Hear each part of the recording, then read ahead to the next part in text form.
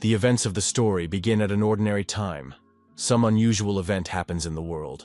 Everything around is covered with a dark fog. Even people in space began to notice the fact that the black fog was enveloping the planet more and more. As it turned out, it was a revival of the essence of evil that had been in preparation for hundreds of years, while all the people lived in obsession. In other words, it could be described as the fact that a mysterious deity had returned to the human world once again. A certain princess-like girl was watching all this on the doorstep of the castle, looking at the moon like a mirror. As a child, a boy named Richard notices something that strikes him once, and immediately for life. That day he noticed a man who became his hero for the rest of his life, for he stood up against this evil. In the very world of our story, monsters have appeared that previously could only be heard of in myths and legends. And high above the moon, looking down on our earth, stands the god of observation who watches everything that happens. Some people decided to fight against this evil, and came out to fight monsters and other evil that began to inhabit the world. They began to band together and match their strength against the monsters say they were to be destroyed. A lonely man standing in this world and smoking a cigarette turns to someone and talks about being envious of him. He tells us that he's been waiting for Monsters Awakening for a long time, but now he's in his 40s and has little time to spare. The man approached a guy named Oscar and told him to put his energies into protecting others. All bloodied up, the man began to walk away and talk about how he would of course accept whatever choice this guy made.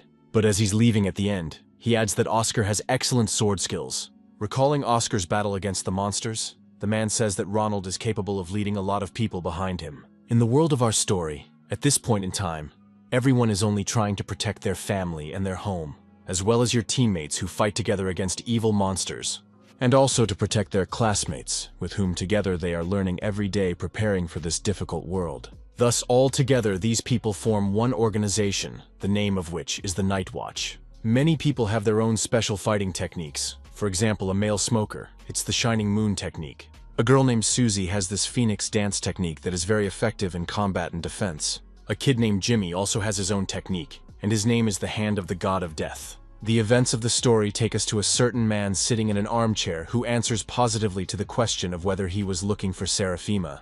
Looking at the chairman in the chair, he talks about joining the Night Watch for exactly 10 years, and then leaving. A boy named Michael replies to the chairman saying that he knows all the laws and duties of the Night Watch perfectly well.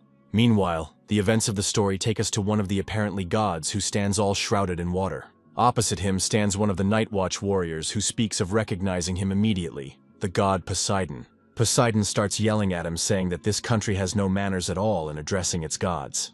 The enormous Poseidon points his weapon at the warrior of the Night Watch and tells him that he will not be able to stand. However, who fights against him immediately suggests that he will succeed. Meanwhile, the events of the story take us, some group of warriors, a god hovering above them saying that they have lost. One of the defeated warriors picks up the amulet and starts talking about life and death in the name of combat. It screams that the heroes who have fallen in the name of humanity will never be forgotten and will fulfill their goals. However, Michael appears nearby and says that the situation seems to have reached a critical level. Immediately afterward, right behind Michael's back, a whole group of people appears standing around him ready to attack. It's hard to even call it a group, because it's more like a whole armed crowd, which is like an army demolishing everything in its path. Ronald turns to God with a cold-blooded stare and talks about what prohibits them from being on their planet. The events of our story take us to a guy named Oscar who is slowly climbing up some stairs somewhere.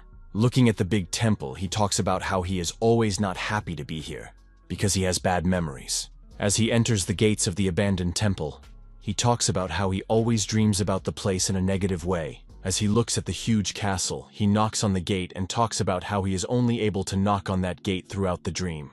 In the moment, he wakes up and it's all back to being a dream he had once again. At one point, he goes to a mirror and talks about seeing the world completely differently lately, and blindfolds his eyes. Walking down the stairs to the kitchen, he reflects on the fact that with those blindfolds and feels different. In the moment ahead is his mom, who turns to him and tells him that the doctor is waiting to see him for a checkup and he should go faster. The doctor turns to Oscar and asks him to tell him more about an incident from 10 years ago, after which he went blind. Oscar tells about how one night, 10 years ago, he was just looking at the moon and admiring it intensely. However, in a moment near the moon, Oscar saw an angel that stood all alone, shrouded in a golden aura. Remembering all this now, Oscar also adds that this angel had 6 golden wings, Turning to the doctor, Oscar talks about how his eyes have not opened again since that day. However, in the moment Oscar turns to the doctor, they say that he realizes that it was all just a fantasy, and this surprises the doctor. The doctor starts to walk away and talks about how Oscar's medical history is fully recorded, and there is nothing surprising about it. Our hero Oscar is having lunch with his brother, discussing his eyesight, and they talk about how sometimes it gets better. Oscar's mom talks about finalizing the papers for another school and clarifies if that's what her son wants. By covering his face, Oscar is saying that his eyes will return to their former state, and he needs to be around his peers. However, while alone in his room, taking off the blindfold, Oscar realizes that his sight will not return. Oscar realizes he's hiding one important factor, because he can actually see some things around him. Oscar feels like an observer in a huge city. Every day he sees a few centimeters further away. This distance is greater and greater. Oscar realizes that at this point he can see already at a distance of 10 meters, and in fact, such a person cannot be blind. However, trying to look again at the moon, Oscar realizes that these 10 meters are not enough for him at all. He also ponders every day whether that same angel is watching him from heaven, and whether to follow his actions. Oscar starts closing the windows and talking about going to bed early tonight, because he wants to dream about knocking on that gate again. Meanwhile, the events of our story take us to the Battle of the Night Watch somewhere in the expanse of the city. One of the girls in the squad calls an old man named Billy, who immediately takes the cue and uses a forbidden technique. Billy slaps his hand on the ground and a huge red aura appears and covers everything around him. The aura turns out to be so huge that it rises up like rays of sunlight, however is completely red. All this aura is seen by the monsters who fight against the Night Watch, and such actions clearly do not please them. One of the girls of the squad named Jessica addresses the monsters, saying that they will never get out of this aura no matter how much they try. She takes her blade in her hands, bends it downward, and speaks about how the fun part is about to begin. Meanwhile, our hero Oscar arrives at the high school and immediately surprises the girls around him with his pleasant appearance. He realizes that it is only his first day of high school, but he is very serious. Talk about being ready for anything. Meanwhile, the teacher at the school in question asks all classmates to welcome Oscar. The teacher greets Oscar sweetly to the class, but he realizes that difficulties await him, because he has entered the school in the middle of the semester. One of his classmates immediately approaches Oscar and offers to help him by walking him to his workstation. Surprisingly for Oscar, all the other classmates also show great consideration, offering to help. Time marches on and classes are coming to an end, and all the classmates around Oscar ask him to tell a story about his eyes. Oscar's blonde classmate named Laura offers her help, saying that she can always introduce her to everyone. In the moment, our hero Oscar turns to his classmates, asking them why they are so kind to him. Laura starts talking about how some part of Oscar's biography they know from the teacher of the class. Another classmate interrupts Laura to tell her that Oscar's aunt came to their school just a short time ago. He describes everything that happened that day, talk about Oscar's aunt giving everyone candy. Laura stands next to her and chews her candy with a disgruntled look at their mutual classmate, and Oscar finally figures it out. From that moment, Oscar begins to study much more seriously, because he does not want to disappoint his aunt who tried very hard for him. In their class right now, they're just going over the terrible dark fog that's on the planet right now.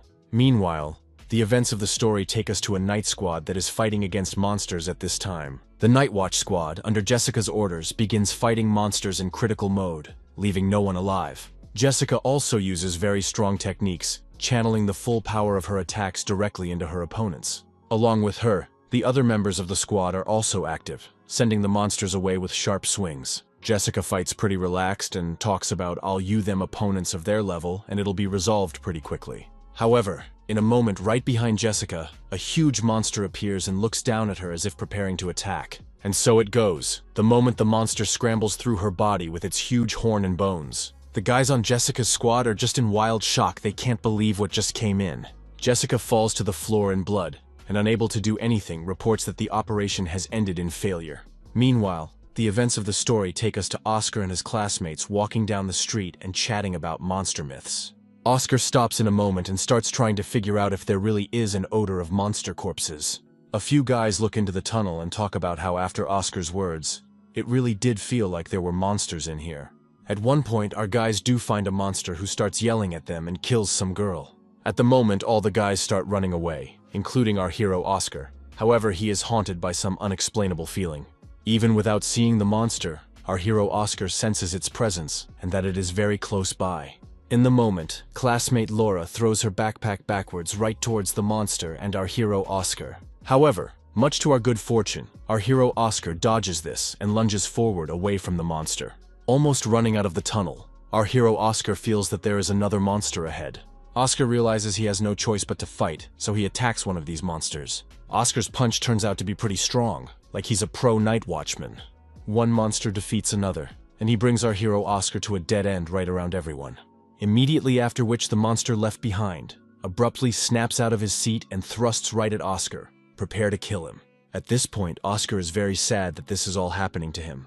He starts to remember his childhood and how he was afraid of monsters, gets violently angry and starts screaming, creating an aura of energy. At that moment, some sharp charge of energy flies straight through space, heading through the stars. At this attention is the same angel girl who is near the moon and watches over the earth. Meanwhile, the aura around our hero Oscar becomes 10 times larger and envelops everything around him.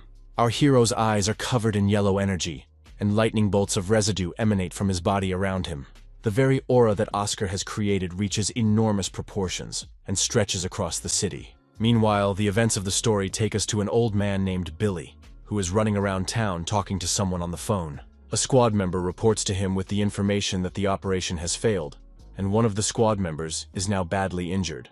Billy is rather disappointed with this information. He asks about where the monsters ran to and how many there were. Billy talks about dealing with them, but the dialogue is interrupted by the fact that he sees a huge aura of energy ahead. Billy begins to suspect that this may be the birth of the Forbidden Rune, and it is a very interesting event. Looking at this, Billy also talks about how the power of a person with this kind of energy exceeds all 5 realms. Meanwhile, in one of the research buildings, they also notice this burst of energy that Oscar created. One of the squad members reflects that this energy is more like the power of a god than the power of a sphere. Meanwhile, our hero Oscar changes his appearance. He becomes more like a god who presents himself as the king of all gods. It's like Oscar's mind has changed. He talks about finally getting a physical body for the past 10 years. Our hero Oscar also notices that now he sees everything at a distance much more than before the meeting with the monster. He also realizes that all those previously forgotten feelings have returned to him, and the flow of energy in his body is tremendous. The monsters at this point also start to act up. They gather in a bunch and one of them jumps right towards Oscar. At this moment, it's as if a god appears behind our hero Oscar, created from his aura of great power. Oscar at this moment takes an ordinary iron weapon, envelopes it with his aura, and then jumps and strikes the monster. With great ease, Oscar gets rid of monsters like common trash early on in just one hit. Oscar attacks each of these monsters time after time, sending them aside like normal junk in his path. However, in a moment, he begins to feel the pain in his body that feels as if it is restraining him again. She does not allow him to move, and Oscar himself also realizes that he has almost no strength left to move. At this point, the bridge decides they've found the best moment to launch an attack directly at Oscar. In the moment, Oscar realizes that this could all be his finale, as he has no strength to resist the monster. However, someone's huge red-colored blade appears to the side and dramatically displays its aura. Immediately afterwards, this blade is used to deliver a huge blow that crushes all monsters around it and adds red energy. It turns out to be some man in a cloak. He gets right in front of the speeder and protects him with his body, not letting the monsters pass. It turns out already known to us Old Man Billy, who saves Oscar and takes out the remaining monsters. His attacks are very strong and massive. He crumbles everything in his path and using red-colored energy with black elements. Old Billy takes out his cigarette and starts smoking. He asks Oscar who he is and contacts his squad. In the moment, Old Man Billy walks forward and asks Oscar if he likes it. But our hero doesn't understand what he's talking about. Strip Billy asks our hero again, ending his question by talking about whether he likes his knife. Billy addresses Oscar with a smile, about how if he likes him, Oscar can join them and then Billy will give it to him. However, our hero Oscar just turns away. They say that it does not interest him, and this even greatly surprises old Billy. With a rather cold-blooded look, Oscar looks at the old man and says that if he joins them, he might die. However, Old Man Billy hugs Oscar in response, saying that they should talk more and work things out between themselves. In response, Oscar says that of course he believes old Billy, but asks him to let him go, because he needs to pick up his books in his backpack that fell down. Immediately afterward, old Billy lets our hero go and tells him to come back again. Our hero began to leave, and old Billy looked after him and realized that even using all his strength for the night, he could not match Oscar. Oscar comes home. His brother asks why he came home so late, but he replies that there was a lot of studying to do today. Oscar asks his brother if he has done his homework. Then he shows his notebook and says that he has solved everything. Oscar goes to his room and says that he is very tired today and will go to bed, and recommends the same to his brother. However, the way to his room, Oscar keeps sticking to the wall, almost falling to the floor. This is noticed by his brother and is greatly surprised. Oscar's brother asks if everything is fine and all right. He replies that everything is fine and wishes his brother good night. He reciprocates. In the moment, Oscar's brother turns to his cat and asks if the cat has a strange odor from Oscar's body today. Looking after his brother, who is leaving, he says that Oscar is walking today with a very strange smell of blood. Meanwhile, with very slow and uncertain movements, Oscar makes his way to his room and sharply closes the door. Oscar collapses on his bed and immediately begins to reflect on everything that has happened in just one day. After transferring to a new school, Oscar begins to remember the very state he felt when he started to fight against the monsters. Now, lying on his bed, Oscar is thinking about how he doesn't want to be any kind of hero. All he wants to do is just protect his family. Meanwhile, Oscar falls asleep and goes into his usual dream, where he finds himself back at some castle. He walks up to that same magical huge door and realizes that today he will have to knock on it again. However, today something strange happens. After the first knock, there are strange lightning bolts of energy. In a moment, Oscar notices that the door began to move from the place and begins to push it sharply. I try to open it. More lightning bolts appear all around, and the door itself does open abruptly right towards Oscar.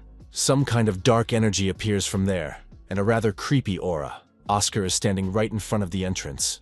Immediately afterwards, Oscar decides that he should go inside, and slowly walks forward. Oscar walks around the dark and cold castle, picks up that this is the moment he's been seeking for a full 5 years. He realizes that this castle reminds him of a mental hospital, and he gets the full feeling that he's been here before. He continues to walk further around the castle, noticing more and more similarities to the arrangement of the mental hospital. However, at the same time, while watching all the new corridors, he notices moments that are very different, and realizes that this is not the same place. In a moment, he notices a strange door that leads into the unknown, and is outlined with different symbols around it. Thinks that this door might lead to something very interesting, and decides to open it to see. The door starts to open and it scares the hell out of Oscar. He never expected this to happen. In a moment, he also notices that all the symbols on the door have begun to be covered in purple aura rays. In a moment, a huge and sharp glow begins to cover everything around, eclipsing all the darkness around with strong as if sun rays. However, trailing rays disappear. And in the room itself, Oscar sees a certain girl who is sitting on a bed with her face down. Oscar starts looking straight in her direction, realizing that she looks pretty sad, and trying to understand everything around her. Some unknown girl at this point doesn't even lift her head, still looking down without noticing Oscar. At the moment, Oscar is about to address it, however notices the system tables with information appearing in the sky. Oscar comes closer and examines them, learning that the girl's name is Anfisa, and she is sick, so she needs help right away. From these same system windows, our hero learns that one is one of the 5 goddesses, and suffers from a psychological illness. However, our hero Oscar doesn't understand at all how he can help her and cure her mental illness. In a very confident moment, Oscar abruptly begins to address her and ask if she can hear him. However, in response, she only starts screaming, talking about a certain child, which surprises Oscar very much. Oscar starts to look straight into her face, not sure why one of the goddesses is speaking a language unknown to him. In the moment, Anfisa starts crying, blushing, reaching out to Oscar, and talking about finally finding him, her baby. This whole thing even scares you and surprises Oscar. He just can't believe what she's about to say. It's as if Oscar is caught in his own mind where he sees this girl, realizing that his whole life he's been raised by his aunt, not his birth parents. At this point, Anfisa snaps out of it. She heads over to Oscar and talks about him being her son. Anfisa runs straight at our hero, but in the moment passes through him, traversing his body like a ghost. Instead, Anfisa simply grabs a nearby vase and hugs it. Hero is in wild surprise. Immediately afterwards, our hero Oscar wakes up and realizes that all this was once again in his dream and nothing more. Oscar immediately grabs his head and surprisingly starts thinking about what he should remake with this Anfisa in the castle. Meanwhile, the events of the story take us to old Billy, who talks about coming to the very school where someone is hiding. That day, one of the night review analysts reported that Oscar should be urgently intercepted before he was picked up by guys from another organization. Standing outside the school now, Old Billy analyzes all that is now known and realizes that losing Oscar is not a pleasant situation for him. At one point, Old Billy starts yelling at school security and asking them if Oscar is still in class or not. Meanwhile, the events of the story take us to one of the local hospitals, a rather advanced one. Inside the hospital, Oscar is sitting with the doctor. Oscar tells him a story about Anfisa and his dreams, who cries all the time. The doctor at this point, according to Oscar's description, is making a medical chart, writing down all the notes there. Oscar continues his dialogue with the doctor. He doesn't talk about how it's all from dreams. He explains it as if he has a girlfriend like that. Oscar tells the doctor that his girlfriend cannot be hospitalized, whereupon the doctor prescribes the right medication. Some time passes as Oscar trashes around the street with the medication in his hands, wondering if he can give it to Anfisa. However, the moment is walking down the street, right in front of him. He notices Old Billy looking right at him. Old Billy starts asking Oscar where Oscar has been all day, because he's been waiting for him right under the school since 6 a.m., all the way through the evening. In response to everything Old Billy says, Oscar just abruptly starts running away, realizing that he doesn't want to see him. However, even though Oscar runs quite fast and sharp, Old Billy of course overtakes him in just a blink of an eye. The old man gets right in front of Oscar, sharply pushes him against the wall, holds his arms back and tells him that he'd better not run away. Oscar is very surprised and starts threatening Old Billy that he is going to start shouting loudly and call all the people here. Old man Oscar's not to pretend as if he does not understand or know anything, because everything happened recently. Immediately afterward, Old Billy grabs Oscar, starts leading him around, and talking about how they're going to have a serious conversation. Some time passes. Not on the hero together with the old man comes the right point, which was marked by Old Man Billy. These places turn out to be a love hotel. Old Man Billy talks about how they urgently need to go to this place. This scares Oscar a lot. Oscar starts to fall to the floor from shock, screaming about how he doesn't want to go there. They don't need to go there at all. However, despite everything Oscar says, Old Man Billy winds up at the hotel and talks about needing a room for two urgently. After a while, our hero Oscar, the historian Billy together go up to the right floor and sharply open the door of the room. Whereupon Old Billy abruptly grabs our hero Oscar and throws him right onto the nearest bed. Old Man Billy starts with a high view of our hero and forgives him for answering questions quickly and truthfully. Oscar then asks a direct question about how our hero is related to King Michael the Angel. Meanwhile, the events of our story take us back to September a century ago. A certain group of explorers were traveling through abandoned mines in search of something new, and one day, they managed to stumble upon a Leviathan dragon that belonged to the house class. Then all the researchers fell to the floor from shock and fright, because it was the first time in the world when people saw mythical creatures. Information about it was received by the highest-ranking people in the world, who decided to hide information about mythical creatures. Next, Old Billy tells our hero that the King of Angels, whom Oscar saw, was the third mythical creature. All this scares the hell out of our hero. He could not believe that everything is actually so confusing and complicated. In March of that same year, a century ago, another very extraordinary incident occurred. A huge beam bounced off the moon and headed toward Earth, hitting right in the region of South America. Research teams immediately went to the site, but it was obvious that there were also moon gods. The researchers continued their endeavor, trying to find at least some leads for information, but it was very difficult to do so. One of the explorers descended to the depths of the volcano and spotted a real god sealed in the depths of the volcano, who was given the fourth code. After a time, after all the incidents, scientists began to notice that children born near the incident began to show unexplained abilities. Old Billy explains to our hero that they all had many similarities, but the most important thing is that they were divorced stronger than humans. Old Billy also explains the fact that yesterday's yellow light and energy was an awakening of the mysterious rums. In the moment, our hero Oscar reached his hand up and began to move it to the side, to determine if it was real or if he was even there at all. After all the stories of Old Billy, our hero realized what happened to him yesterday and became one step closer to the truth. Old Billy continued to explain, saying that depending on the received power and energy of a person, their strength is divided into levels. The first level is the first realm. It has so little power that all of it fits in an ordinary pond. The second realm is already much stronger, the power in it bubbling like flowing channels and straits at high speed. The third realm gives even more power and can be compared to the ability to flood an entire world ocean. Next comes the fourth realm, whose power allows you to influence space but still measure it. And the fifth realm, a power that cannot be measured or calculated, giving the ability to change space. Old Billy explains that the power of the sixth realm is so great that it is simply immeasurable even by the cosmos. All these words very much pleases our hero. He immediately turns to Old Billy and asks in which of the kingdoms is out. Old Billy answers our hero that he is the first kingdom, and his power is a little more than that of an ordinary man. Hearing these words, our hero realizes that most likely the fact that he was able to open the gate in his dream is a breakthrough into spiritual space. Immediately afterward, our hero turns to Old Billy and asks what level of realms he himself is on. Quite unsure, but Old Billy replies that he has no spiritual power at all, much to our hero's surprise. Our hero asks Old Billy how he fights monsters without spiritual power. He replies that he relies on fighting skills. Immediately afterwards, Stabilitas begins to tell our hero about ways to awaken forbidden rums. The first way our hero already knows, and the second way is the usual purchase of these rums on the prohibited market. And the third way is to get power directly from a god. Sometimes they give their power to someone who sympathizes with them.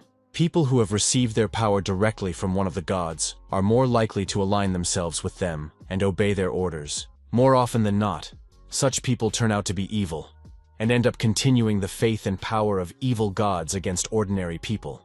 Immediately after the explanation, Old Billy turns to our hero and asks him about what the king of the gods told him when he became possessed. Our hero, in response, the old man killed, claimed that the king of all gods named Michael, absolutely nothing to him. Immediately afterward, Old Billy began to speculate about what King Michael's intentions were, for as they know he is on the neutral side. Our hero Oscar began to declare that he was not interested in Michael's plans, because he was not going to participate in them, whatever there was. After that, Oscar got up and said that if that was the end of it, he was going to go home. This greatly surprised Old Billy. He began to ask Oscar if he was not interested in what organization they all work for. Our hero started talking about how if he knew more information, he'd probably be tried for murder, and he doesn't want that. Immediately after that, our hero agrees to listen to the stories of Old Billy, and he began to tell with the transfer of documents. He started talking about how after finding the first mythical creature, people created a separate special group to deal with it. From that moment on, people began to observe more and more mythical creatures, so the group improved their skills and practiced every day. A great deal of time passed from that point on, and soon this group evolved into an organization called the Night Watch. Old Billy took great pride in telling the details of their organization, saying that their main duty was to protect the people. Immediately thereafter, Old Billy became intensely fond of it, his eyes burning with the idea of calling our hero into the organization. Our hero Oscar agreed that their organization is great, but he refused the offer to join. Looking at the moon, our hero began to tell Old Billy about his family and the rather heavy history they are going through. Our hero Oscar began to talk rather harshly about how he wants to always be there for his family and protect only them. And finally, just now, when his eyes have returned to normal and he can put his best foot forward, he wants to do it. So in response to Old Billy's words, our hero declares that he always wants to be around his family and protect them. Old Billy exhales sharply in response, and suggests that he probably had too small an opinion of Oscar. Immediately afterward, our hero Oscar began to walk away and talk about how he was grateful for the information and wasn't going to tell it. The events of the story take us forward. He returns home and begins to change his clothes, reflecting on all that has happened. However, in a moment on his desk, he notices a certain item that clearly wasn't in his classroom before. It turns out to be a small talisman with the name of that old man Billy. Our hero immediately realizes who it belongs to. Examining it from the other side of the party, the hero notices inscriptions with noble words and an oath to protect all. Meanwhile, the events of our story take us into the dream of Oscar, who decides to start Anfisa's treatment. However, he does it rather poorly, studying the books that are available and trying to find some information. Our hero is studying mythology, which has information about the goddess Anfisa and her 20 children. He is trying to find a clue here. Our hero merely watches as she sits surrounded by various objects and considers them as her children. Anfisa hugs one of the vases and says that her brother will be back soon. Anfisa sits back and further ponders that when her children return, she should get into the detailed work of raising them. However, in the moment, she starts crying again, saying that she has been waiting for them for 3,000 years. Our hero Oscar stands beside her and ponders the fact that she looks pretty pathetic for a goddess with the strongest children. In the moment, our hero abruptly realizes something. In his thoughts, he says that he has apparently figured out how he can help. Right after a new idea comes to our hero's mind, he heads straight to Anfisa. In the moment, our hero decides that if Anfisa sees her children and everything, he can try to create the illusion that he is her child. In the moment our hero starts hugging her and talking in her ear about him being her baby and him being her ear, she abruptly starts crying. In the moment, Anfisa throws all things on the floor, sharply hugs and strokes our hero. They say that they are glad to see him. In the moment they continue the hug, the system reports that our hero has completed the task at 3%. This makes our hero very happy, because at last he finally achieved at least some success after so long. Our hero continues his strong embrace with Anfisa, and afterward tries to find a new notification from the system. The system reports that our hero randomly receives one of Anfisa's abilities as a prize. Our hero gets the Night Star Dance ability. It's not the coolest ability, but it's better than nothing. In the moment, Anfisa reaches forward with one of the buckets and tells our hero that this is one of his favorite dishes. However, all Oscar sees is that a huge energy charge has appeared around the plate of food, floating in the air.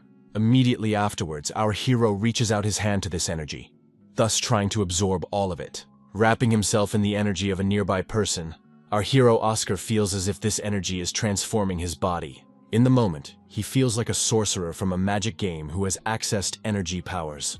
At this point, our hero immediately realizes that all that he has gained separates him from the world of men. This all makes Oscar very happy, because with such energy he feels he can protect his entire family. In the moment, Anfisa holds out a flask of medicine to our hero. They say that this is Oscar's brother, and he missed him very much. Our hero, of course, pretends like it's all true and starts pushing this flask into the ground with tremendous force. Immediately after which the flask becomes gigantic in size. Our hero informs Anfisa that he will be back a little later, and leaves. Heading further down the corridor, our hero Oscar goes to a certain room and abruptly opens the entrance to it. However, our hero's dream ends and the events of the story take us back to his home on a sunny morning. Our hero notices that his aunt is going to work early today. He wonders why this is so. She replies that there will be a lot of work today. However, in a moment, but the character Oscar just abruptly stands there in shock. He watches his aunt and is very surprised. And in a moment, he abruptly lowers his head and begins wiping his eyes, repeating the motion with his hands time after time.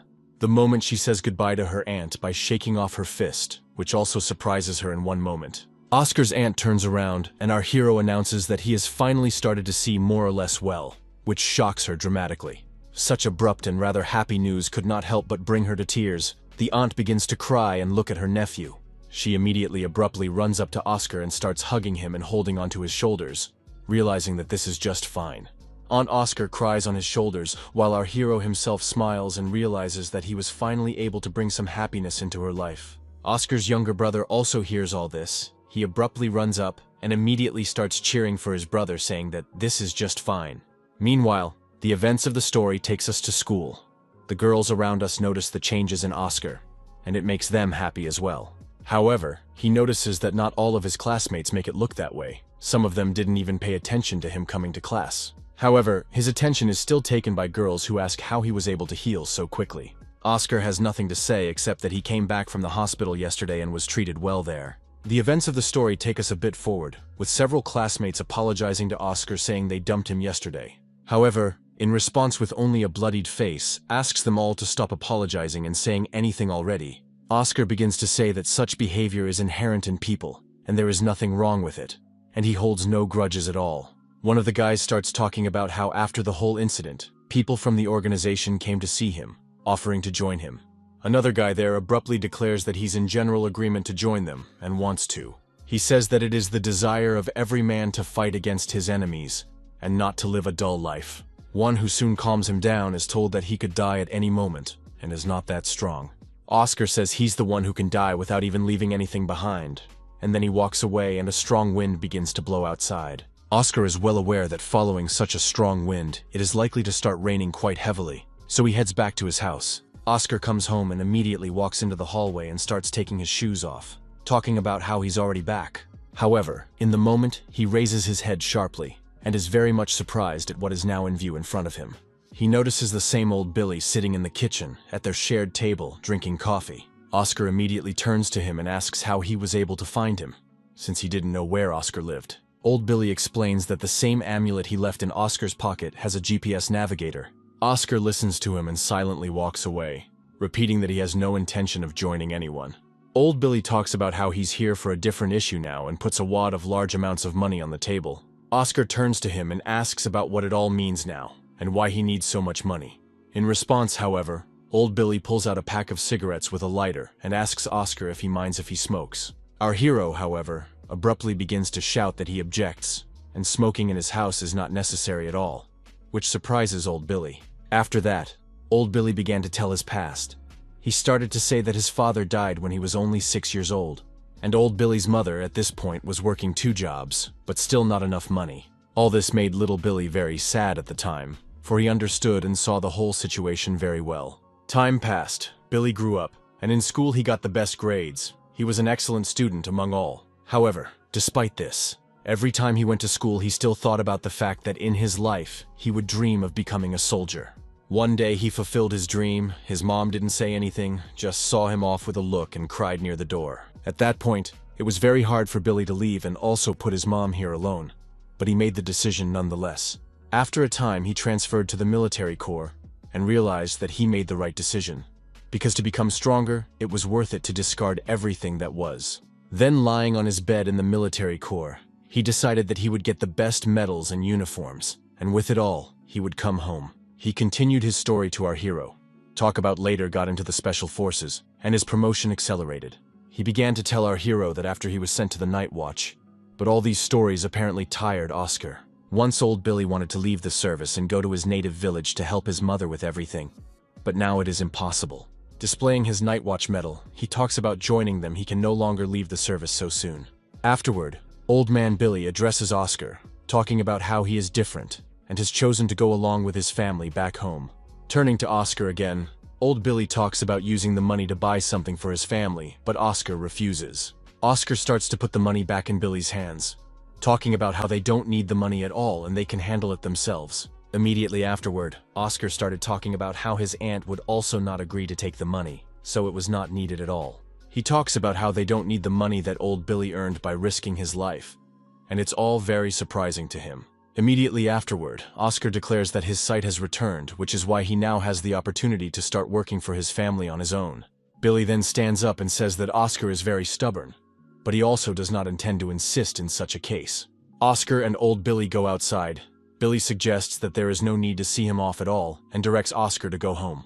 Leaving, the old man wishes our hero a wonderful future, and the latter in return wishes Billy a wonderful soldiering service. Immediately afterward, old Billy leaves in the rain through the sad, gloomy street corridors. Going to one cafe and sitting down at a table, not even covered from the rain, he sits and considers something. However, in the moment the old man is killed, receives a sharp phone call informing him that they have had an emergency. Old Billy is informed that the Ghost King is about to arrive quite soon. Billy abruptly jumps up from his seat and is very surprised. One of the squad's agents reports that they have stumbled upon the blood of a Ghost King at a location in the city. An agent of the Night Watch squad, reporting to either the Old City Division or directly to the New City Division. Immediately afterward, the agent also adds that Billy's task at the moment is to evacuate people from the Old Town area. He is also informed that Jessica has been sent to him as a reinforcement. Billy is surprised because she was wounded a while ago. Meanwhile, the rest of the squad is evacuating people from the new city. But there are problems, because there are so many people. Snipers are watching, reporting what happened. They discuss the fact that the consequences could be catastrophic. Pribily is surprised very much at the plan, for the enemy want to drive him into the old city and fight him where there are fewer people. Old Billy is also warned that if he sees the despicable king, it is not a good idea to fight him, for he is very strong. Billy is asked only to help with evacuation and information and to pass on whatever he gets. He agrees. Close up from the car, Billy ponders that the plan may not work out because their opponent is very strong.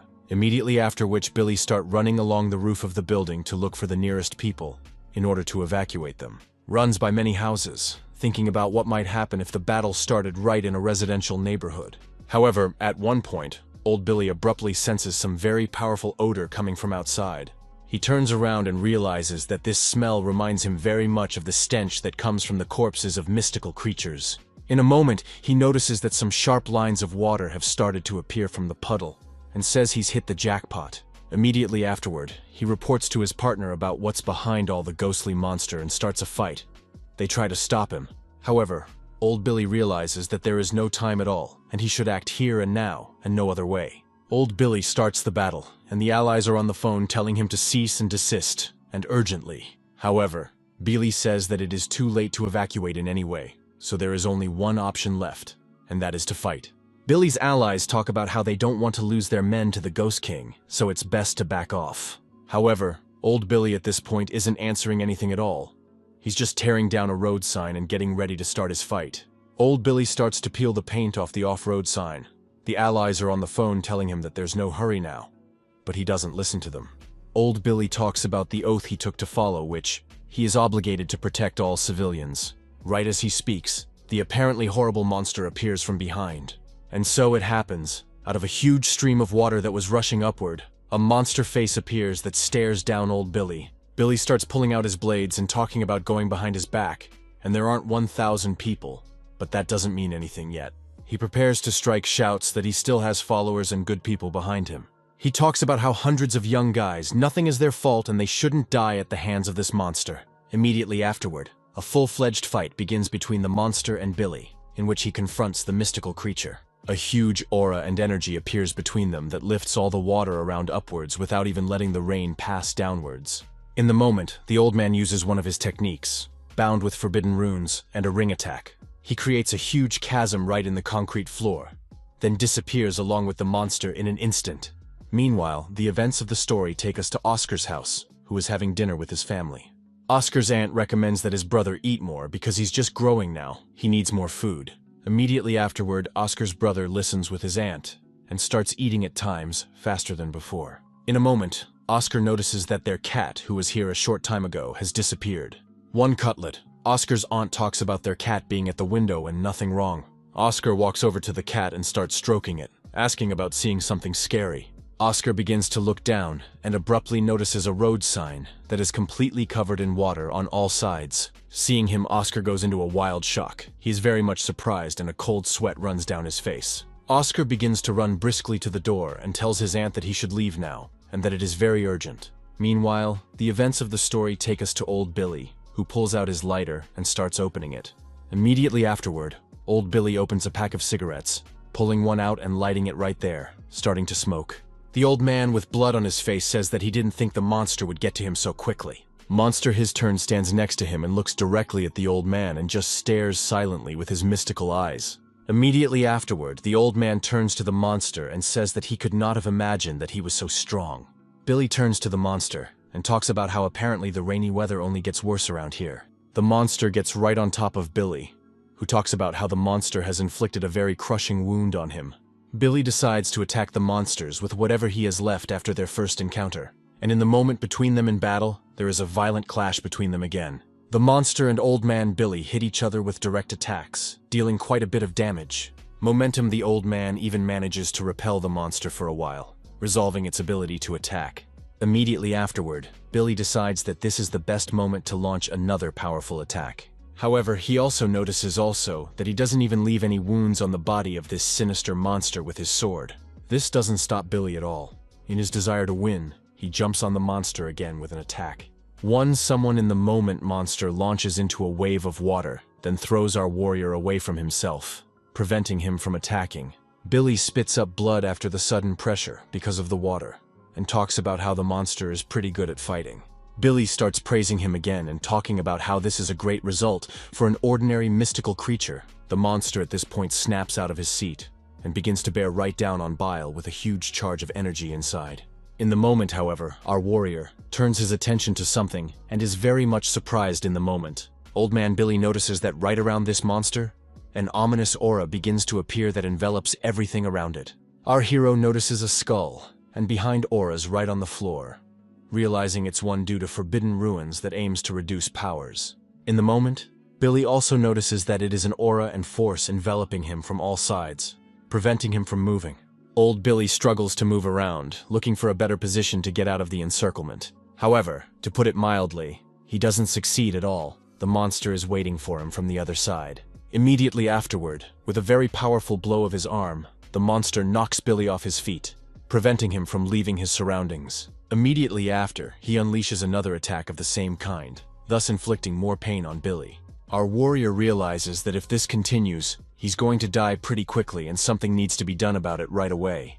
Immediately after making his decision, Billy picks up his blade and begins to hold it back hard, even through the pain. With his blade straight forward and begins to try to stabilize his state. in the moment imagining himself in a state of flux. However, the monster at this moment is not slumbering at all. It sneaks up from behind and prepares to launch a powerful attack. However, Old Man Billy notices this action well and is already preparing to repel it by carrying a counterattack on his opponent, this monster. In the moment their blows cross each other, Billy's blade striking directly at the monster's powerful charge of energy. Although Billy is thrown back to the side, however, he didn't let the monster defeat himself with one attack. Old Billy starts to let go of his blade, saying that all events are playing against him today, and it's pretty sad. Old Billy talks about the fact that it rained pretty tragic today. He smiles and closes an eyes. And in the moment, the old man prepares to attack the enemy monster again, and does afterward, saying that his deception won't work. The old man yells at the monster saying that the rain won't just fool him, and delivers a powerful blow to the monster's body. The old man again jumps on his opponent saying that although he has an advantage, but it is unlikely to help him in the fight. The old man's body from wounded, but that doesn't stop him from attacking at all. He jumps a new energy charge and prepares to hit the monster with it. He yells at his opponent, saying that if he had the forbidden rune, he would have died 1,000 times already. Our warrior strikes with his blade, but in a moment he notices that his blade is stuck, right in the body of his opponent. Immediately afterward, his opponent strikes back, which throws Billy off to the side away from himself. Our brave warrior, Old Man Billy, covered in blood, is flying down, realizing that he has almost no strength left to fight any further. Flying down, he reels off many moments of his life, reminiscing about which issued the crest of the Night's Watch. At that time, he was also given a secret item, and using it will lead to the end of his life. However, it will help him a lot. These items in the life of a Night Watch warrior is his name's seal, the application of which is only possible in the worst-case scenario. In this fight, Old Billy decides that now is the time when he can use her. In a moment, Billy begins to hear his name coming from an ordinary road sign. This surprises him greatly. A road sign asks to open a portal to space and let someone in to help Old Billy. Apparently, the person who requests Billy to open up space for him is our hero, Oscar. Using the portal of a road sign, Billy yells at our hero, asking what he's doing here and why he's not having dinner with his family. Billy stands in front of the monster and tells our hero Oscar that he is afraid of death, so it is dangerous to let him in. Oscar yells back that Old Man Billy is right, of course. However, in a situation like this, he wants the help of a very much brave warrior. Oscar starts beating up the portal and talking about how Old Billy really needs help now, because together they will defeat the monster anyway. However, looking at the portal, Billy says that there is only one way to get into the portal: wait for Old Man Billy to die. Hearing this, Oscar becomes very upset. He stands in front of the road sign and realizes he has almost no energy left. Oscar is pretty much saddened by what is happening. Gritting his teeth, he can't believe that Old Billy is about to die.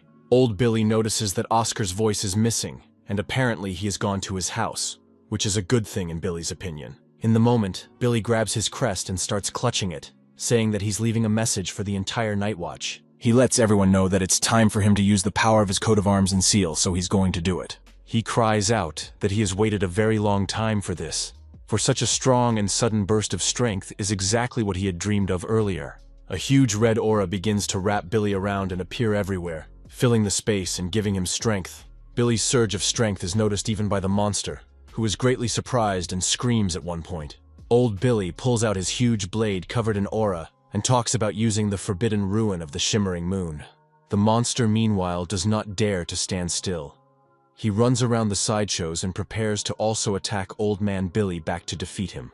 However, after such a sharp and strong influx of strength, Billy is not scared of anything at all, and he just starts attacking his opponent. With his first powerful blow, Billy brings down one of the monster's paws, severing it from its body in an instant. It renders the monster's leg, and the monster itself falls powerless to the floor and starts screaming while Billy stands nearby and just stares at it. Billy starts walking straight at the monster with a huge force around him. Realizing that the monster is like a bug to him now, Billy starts yelling about how this feeling of power is just beautiful, and the person who created the coat of arms and seal is very clever and brilliant. In the moment, Billy creates a huge plot aura out of his energy, squeezing all the monster energy that is around. Immediately afterward, Billy begins to unleash strong and powerful attacks directly towards his opponent with great power. In the moment, with his energy, Billy fills everything around him and covers everything with his ominous red aura. Immediately after, Old Billy destroys everything around him, breaking the monster's aura and its protective barrier, breaking through all layers of defense, At one point, the monster tries to lift and enlarge his paws, but it is clearly difficult to do so, for Billy's strength is very great. In the moment, Billy looks directly at his opponent monster with a bloodthirsty grin, realizing that he is getting the upper hand. In the moment, old Billy grasps at his heart and begins to realize that he's in a lot of pain, getting worse by the second. Old man Billy realizes that time is running out, and he should act faster to defeat the enemy. Billy yells for the monster to prepare for its death, and abruptly leaps out of his seat, preparing to attack it with a powerful attack. Billy and the monster get off the ground and start running at each other with some pretty powerful attacks, preparing to inflict critical wounds. The monster covers everything around it with its powerful aura, and creates an impossible path for Billy to retreat. However, Billy in turn also snaps out of his seat and starts attacking the monster, inflicting huge wounds to the point of bleeding. Immediately afterward, Billy begins to feel that he is feeling pretty bad. He hardly realizes what is going on anymore, and prepares for the worst-case scenario. In the moment, the monster snaps out of his seat and wraps his arm around old Billy, squeezing him with tremendous force. This turns out to be critical damage for old Billy, for he did not expect his opponent to be so strong. Immediately afterward, the monster throws our warrior aside with tremendous force, and he flies across the ground.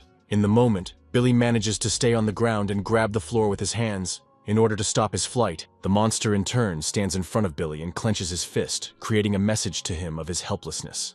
However, in the very next instant, Belil's opponent's hands are covered in a powerful charge of red energy that Belil created.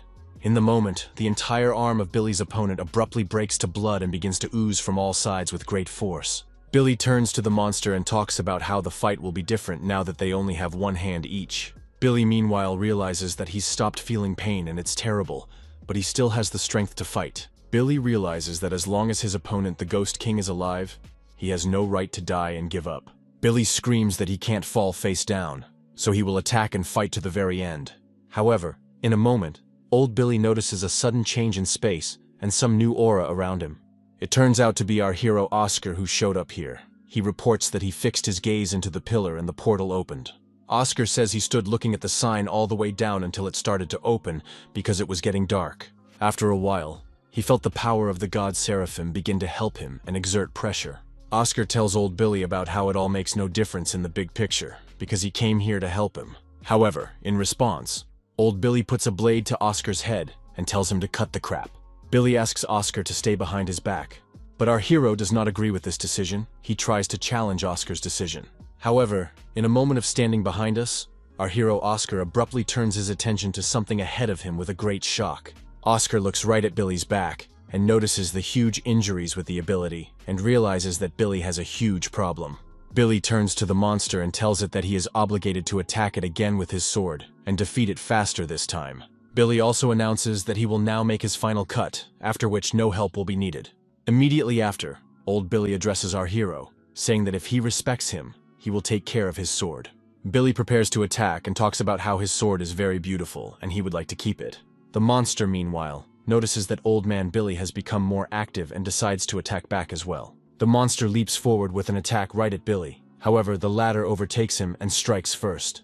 And just one moment after Billy did so, the monster's head fell from his shoulders. The headless monster only stood still, and its head fell and lay on the ground, chopped off by old man Billy. However, the old man Billy himself can no longer stand on his feet after striking a blow. He begins to fall and drops his sword. Our hero Oscar looks at all this with a huge shock.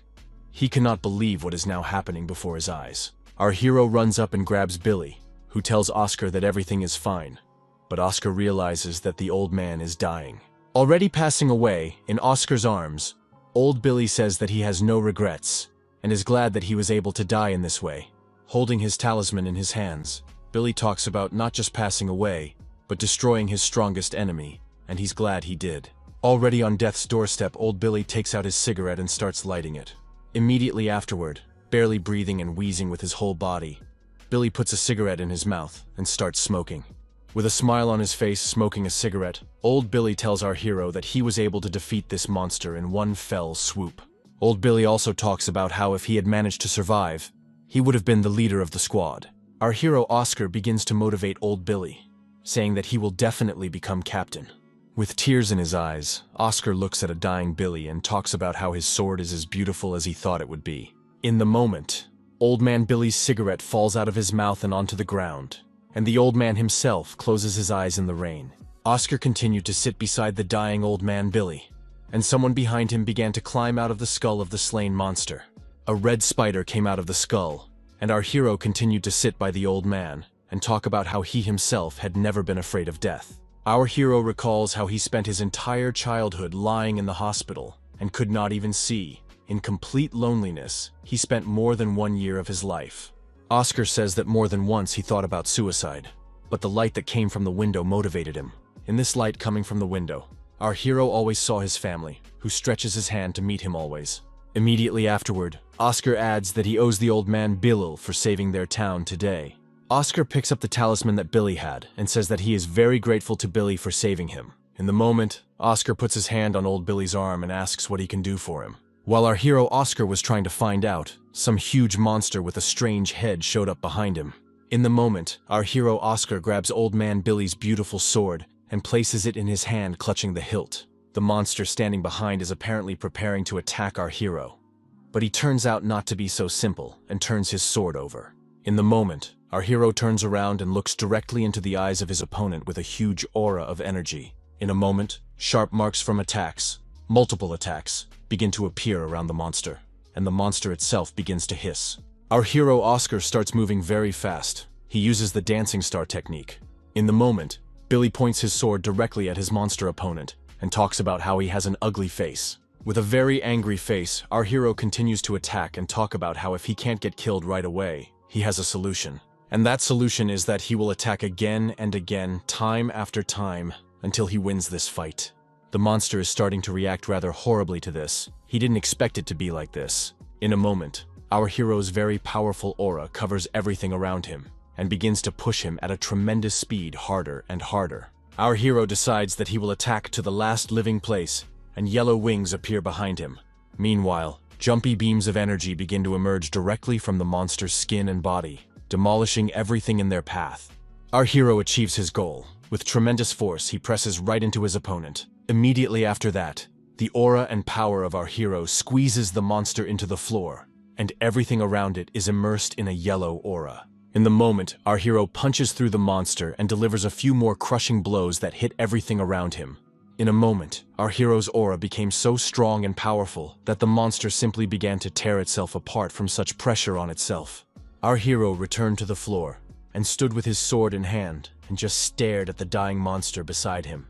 Immediately after which, he will decide to draw his sword from his opponent, realizing that he has struck him enough. However, for our hero, such attacks also became quite heavy. He can barely stand on his feet and realizes that he almost died.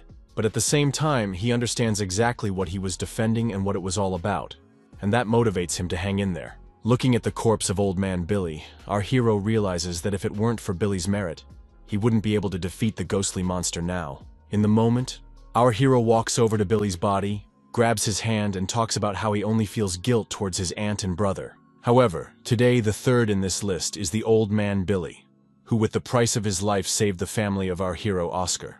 Our hero carries the body of an old man, and he in turn no longer has a glimpse of life. Our hero proceeds to carry Billy's body and talk about how he saved his entire world today in exchange for his life. Continuing to carry the old man, Oscar talks about how in exchange, he will protect for 10 years the world that was dear to Billy. In the moment, some people run out of the pover nearby, apparently from the squad, who run straight to meet Oscar. However, in a moment they stop abruptly and notice something, after which they are very much surprised. Our hero notices them and tearfully informs them that he delivered the general of the squad, old Billy, as best he could. At the moment the guys in the squad notice that their general old man Billy is dead, they immediately start screaming in a way that can be heard throughout the town. Meanwhile, the events of the story bring us back to Oscar's brother and aunt, who were trying to continue eating that very evening. Oscar's aunt talked about not being able to eat sitting still when Oscar himself just took off and ran away. But Oscar's brother says it's okay. Oscar's aunt talks about how she would very much like to believe that all is really well with him now.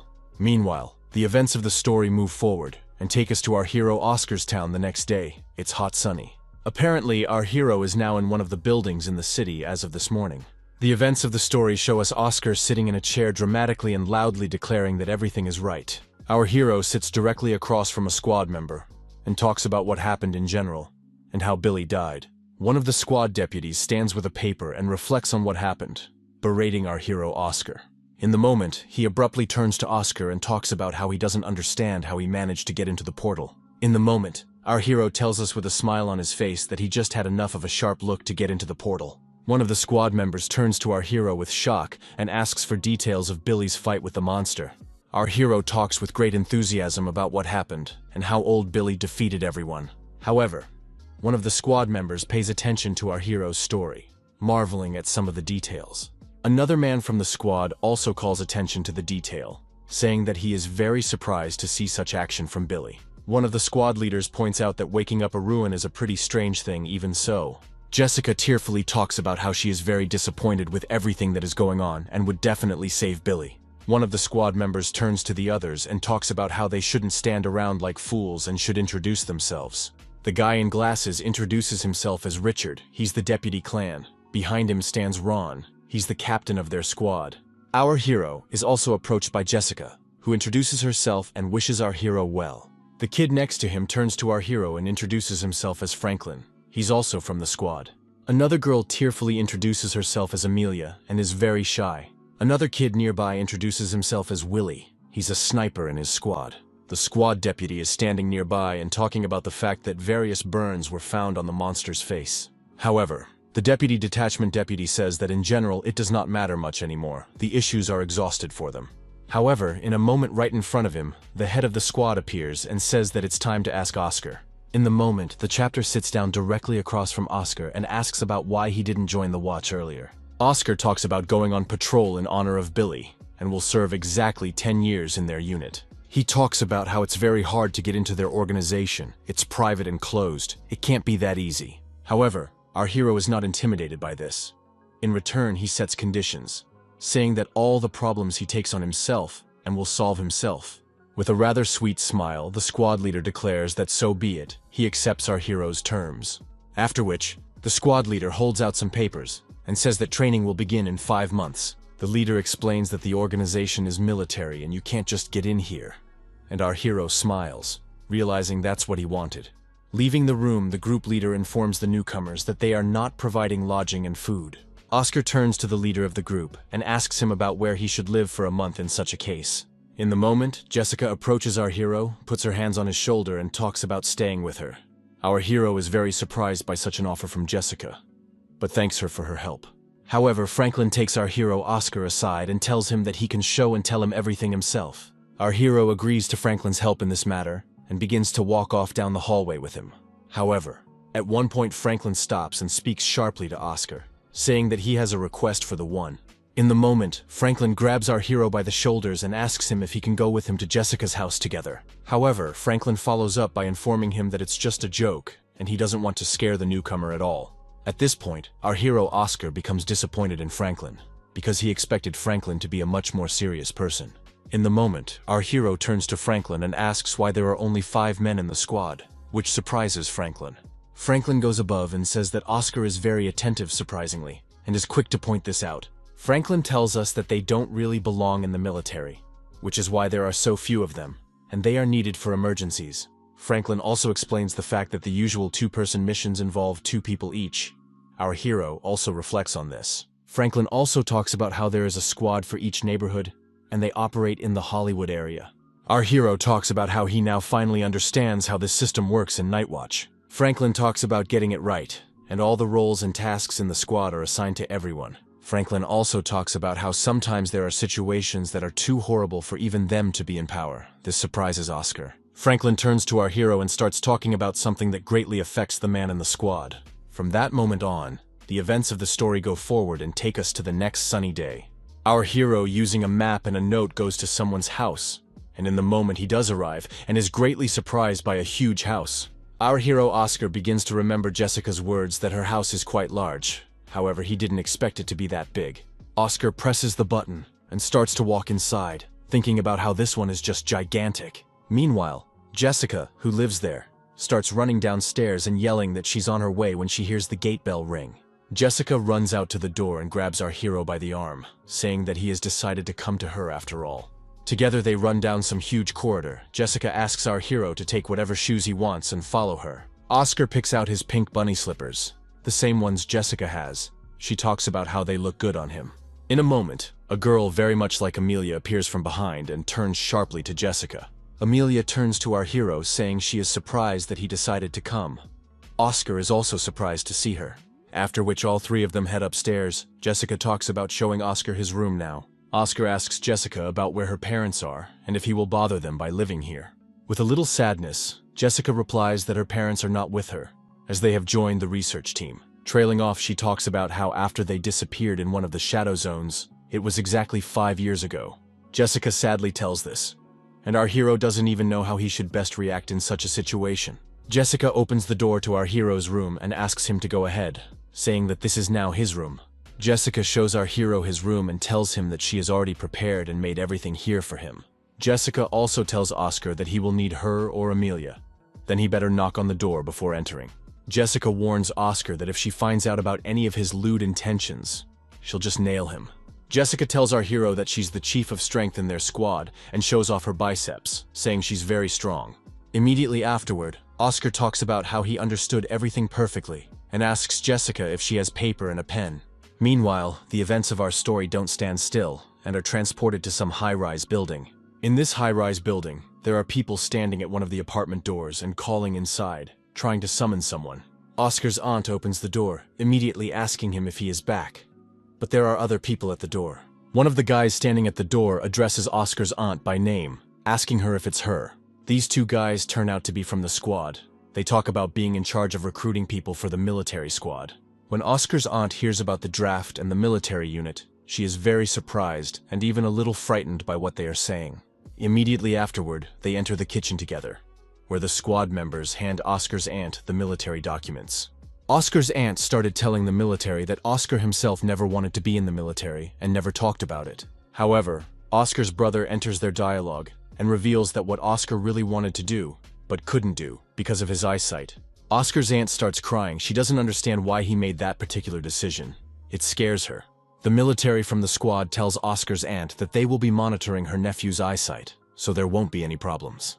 Afterward, one of the squad members holds out money to Oscar's aunt, talking about how it's a subsidy of their first. This alarms Oscar's aunt, and she asks if he is involved in something dangerous, and that's why the payments are made. Oscar's aunt starts asking dozens of strange questions and questioning about the military unit and what will happen to Oscar. The squad members explain everything to her and go outside where Oscar is already standing. They discuss among themselves that they are very tired. The guys from the squad inform Oscar that everything has been explained to his aunt, and she has accepted everything, including the money. This pleases Oscar. The leader of the squad steps forward and talks about how they had to give Oscar's entire annual salary. As they are leaving, the squad leader turns to Oscar and tells him to come to dinner tonight, much to his surprise. Immediately afterward, Franklin and the leader begin to walk forward, with Oscar standing behind them and looking at them in surprise. The guys from the squad leave, and our hero decides to call his aunt and talk to her in person. Oscar's aunt immediately starts asking about why he left so abruptly, and didn't say anything to anyone about everything. Our hero walks around the yards of the house and tells his aunt that Mu is sorry and he was wrong about a lot of things. Meanwhile, the events of the story take us to the castle, apparently again in the dreams of our hero Oscar. In the courtyard of this huge castle, the goddess Anfisa rides alone on a swing. For quite some time, she swings on her swing with a smile on her face, but in a moment, she notices something. It turns out to be our hero Oscar, who turns to her and stands next to her with something in his hands. At the sight of Oscar, Anfisa gets very excited. She talks about how she is very happy to see him here.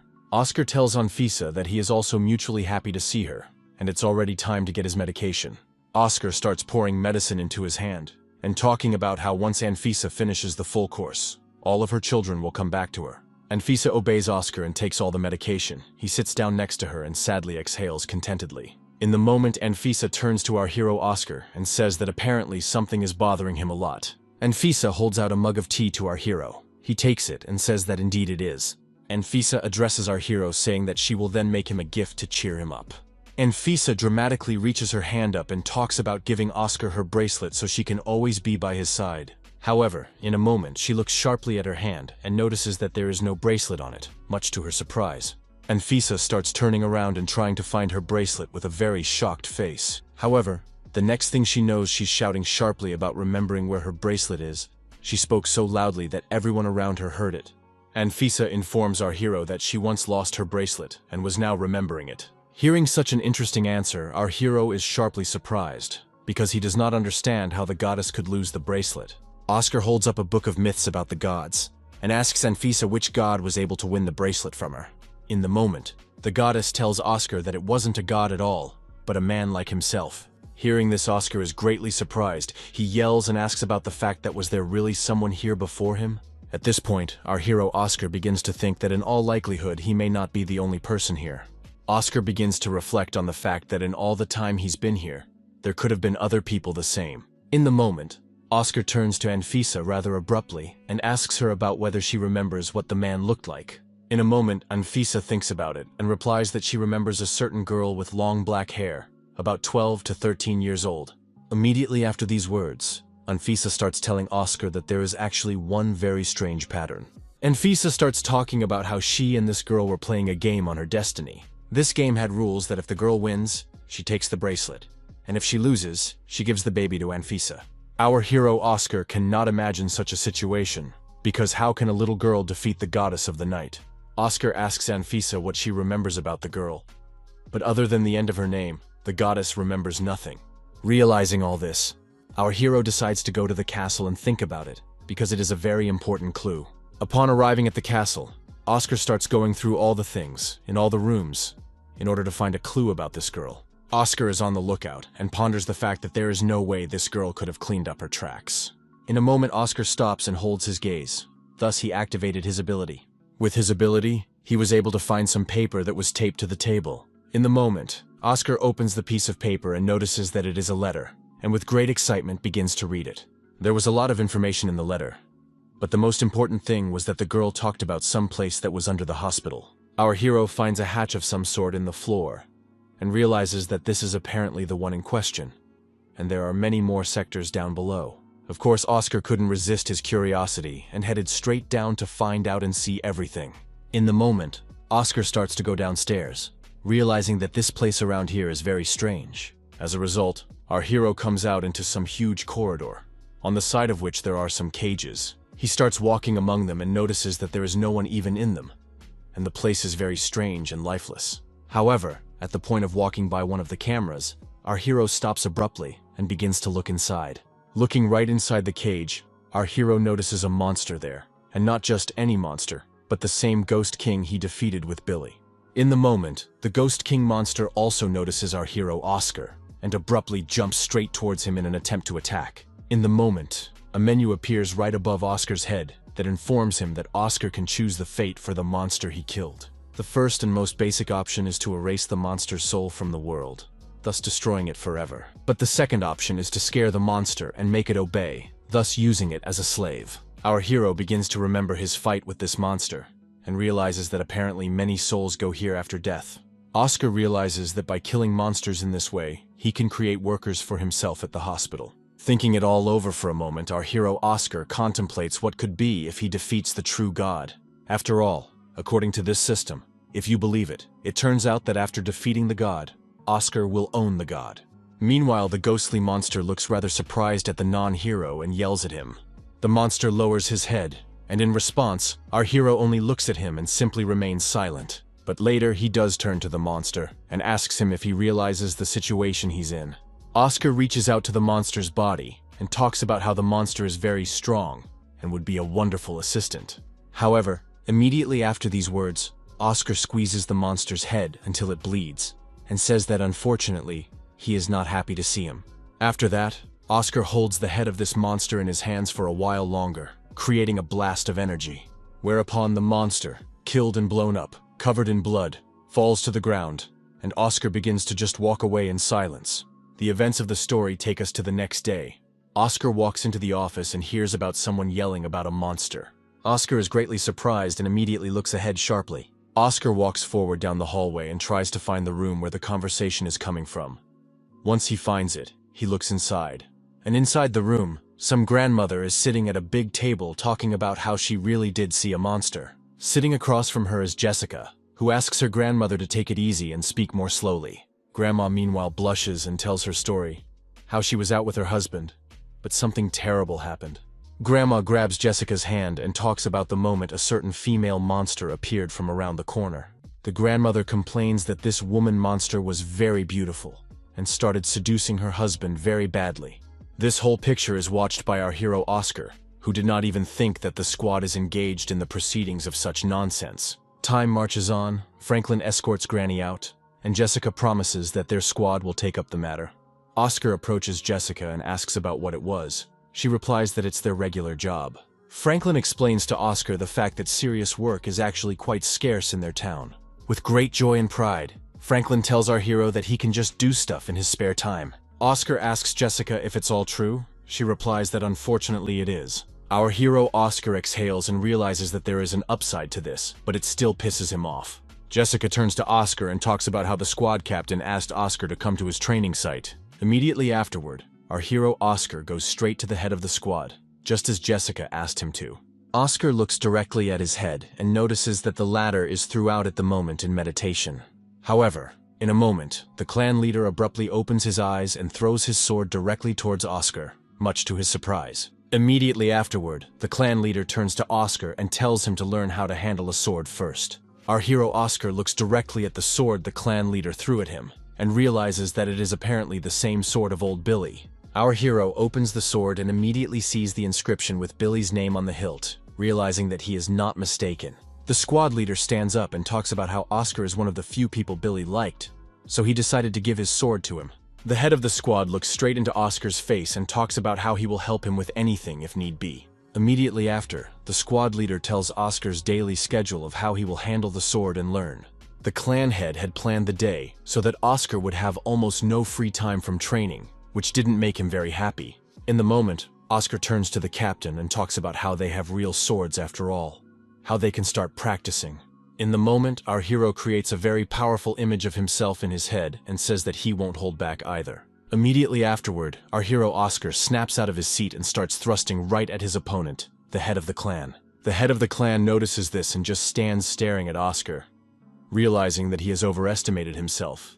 In an instant, the clan leader throws a powerful punch right at Oscar and he's sent straight into the boxes standing next to him. For a moment, Oscar cried out in shock and pain and began to lie among the boxes, realizing what he felt was terrible. However, immediately afterward, the clan leader approaches him and tells Oscar to get up and continue fighting onward.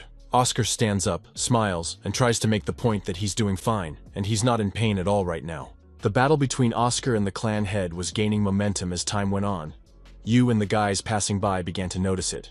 Some time passes from that moment, and the events of the story take us right to the medical kit. A member of the squad sits next to Oscar and talks about how everything will be okay, and medicine will help Oscar get back on his feet. In the moment, Oscar recalls his fight with the head, realizing that he was dozens of times weaker than him, and his opponent's blows were very powerful. Oscar also recalls the very fierce stare of the clan leader during the fight, and can't understand why he looked that way, since it's just normal training. Oscar cringes as he recalls every moment he had during their battle, realizing how much stronger the clan leader is. Oscar genuinely can't understand why the clan leader beat him so badly during his first training session. A squadmate helps Oscar tug on his wounds and talks about how it's generally unusual but expected, as the clan leader is very strong. Oscar begins to also remember the fight of Old Man Billy against the monster and thinks about how Billy would have fared against the head. Oscar's partner sitting next to him talks about how Billy has actually always been on par with the captain in terms of strength. Oscar's partner says that everything will be fine and that he will surely recover quickly and get stronger. Immediately after, Oscar's partner, sitting next to Ronnie, started talking about how it was time to discuss runes. Our hero Oscar talks about how his sense of God is developed very strongly, by as much as 20 meters. However, our hero's stories don't really surprise the sitting Ronnie next to him, and in a moment, they see Jessica walking next to him. They turn their attention to her together, and notice that she is only walking upright with a plain face. Oscar starts to stare after her and doesn't take his eyes off her. Ronnie does the same at this point. Oscar rather surprisingly turns around sharply and looks into Ronnie's eyes, who in turn does the same. And right after that, with a very serious face, Oscar tells Ronnie about looking with his powers and recognizing that Jessica is dressed in white. Ronnie abruptly shows a barking gesture and looks straight into Oscar's face, saying that he thought the same thing. Immediately afterwards, Ronnie and Oscar shake hands, stand up and say goodbye. Afterward, Ronnie turns to Oscar and talks about how she's about to explain to him what the forbidden rune is. Ronnie pulls out a book and talks about how it's an actual breakdown of the danger level of people in their battles. Ronnie explains that the weakest runes are number 600, with which you can at most kill a fly. Next are the runes numbered 400 to 599, with which it is possible to cripple and wound someone. After that, go runes numbered 200 to 399. With them, it is already possible to fight even with mystical creatures. Toward the end are runes numbered 90 to 199. People with them are born 1 in a million, and the captain of the squad is one of them. Ronnie explains to our hero Oscar that runes are indeed very dangerous and must be handled carefully. There is a major level of risk, runes up to level 89. People with them have gone beyond human comprehension and can single-handedly destroy a city. Ronnie explains to our hero the fact that if Billy awakened one of the runes to level 89, he could become a general. These stories alarm our hero. He realizes that this is all already very serious indeed. Ronnie also talks about our hero's rune being number 003, much to Oscar's surprise. But Ronnie follows up by adding that there's nothing to be happy about, since it's the forbidden rune of a god, not Oscar's, and it's useless in his hands. Ronnie talks about how although Oscar has shown great strength, it's still only a fraction of what it could be at full strength. Ronnie explains that Oscar either only has a small fraction of the god's powers, or he just hasn't been able to unlock the rest of his abilities yet. Oscar goes with Ronnie to some room, and Ronnie talks about how this is part of Oscar's training. Ronnie tells our hero that there are thousands of guns in this room, and Oscar should avoid all the shots using his powers. Ronnie adds that since Oscar is still inexperienced, they will start with only 50 bullets per second. In the moment, Oscar, with a very shocked face, tells Ronnie that he has now been overcome by some very ominous feeling. Oscar starts talking about how his feet are chained to the ground and he can't do anything. He's very scared. Ronnie responds by talking about how fear will always haunt Oscar, and immediately afterward turns on his guns in that room. Our hero talks about how he already wants to get away from here very badly. He starts dodging shots. Ronnie, meanwhile, stands next to him and also self-dodges with a smile, showing Oscar that it's very easy. Oscar notices in the moment that Ronnie is making it pretty easy and simple, and decides that it won't be hard for him either. However, Ronnie leaves the room with a smile, and the shots start hitting our hero directly, as his screams come from the room. The events of our story carry forward. Oscar is walking somewhere outside with his briefcase from school. One of his classmates turns to him and tells him that he is very slow and asks him to speed up. Oscar abruptly pays attention. He was clearly thinking about something else, and later says he'll try to be quicker. One of Oscar's classmates sharply embraces him, and says that he has been very strange lately. Oscar's classmate also notices the wounds on his body, and says that it's all very strange. Next, the guys all walk forward together, however. At a point, Oscar stops and abruptly turns his attention to something. Oscar talks about how he forgot his keys at school, so he'll be back later, and asks not to wait for him. Between themselves, the boys discuss the fact that Oscar has been very strange lately, and Oscar himself comes back to the school. Oscar stands and looks straight at the school building, and for some reason feels some kind of fear, unexplainable. However, he does enter the school and starts walking through its hallways looking for something. The whole school is empty. He walks through the hallways rather carefully and quietly, and then walks over to one of the classrooms and opens the doors. Oscar walks inside and notices that the classroom is quite nice, cleaned up and nice, and looks at something. Oscar begins to walk around the classroom and look at something, feelings of unease never leaving him. In the moment, our hero senses someone approaching and realizes he needs to act now. Oscar realizes it's the school principal and math teacher. He looks right at them from behind his hiding place. In the moment, the math teacher turns to the principal and asks him to come closer to her. The principal looks at her rather surprised, while our hero Oscar watches the whole thing from behind the door. The principal and math teacher, meanwhile, enter the classroom, with the Oscar still hiding and watching. The principal asks the math teacher what she needs, but she just stands there and smiles. In a moment, in a rather romantic atmosphere, the math teacher talks about something she's wanted to say to the principal for a long time. Oscar shivers and hides behind his desk, not understanding how the math teacher could like the principal, since he's a total freak. In the moment, the math teacher lowers her head and talks about something she's actually wanted to say for a very long time. Our hero Oscar sticks his head out and starts looking right at it all, noticing that the teacher's eyes have changed. Immediately afterwards, Oscar notices that the teacher herself has changed. She has turned into a monster. A huge snake emerged from the head of the math teacher and attacked the principal. This, of course, left the principal wildly horrified. He had not even remotely expected such a scenario and screamed. Our hero Oscar also himself could not even think that everything would happen like this, and began to close his mouth. The events of our story move forward and take us to some beautiful building at night. Our hero Oscar holds up a plan to assemble a gun, while a man standing nearby tells him about the device. This man turns out to be the sniper of our hero's squad, who explains everything in detail. Trace Sniper adds that the weapon has only one downside.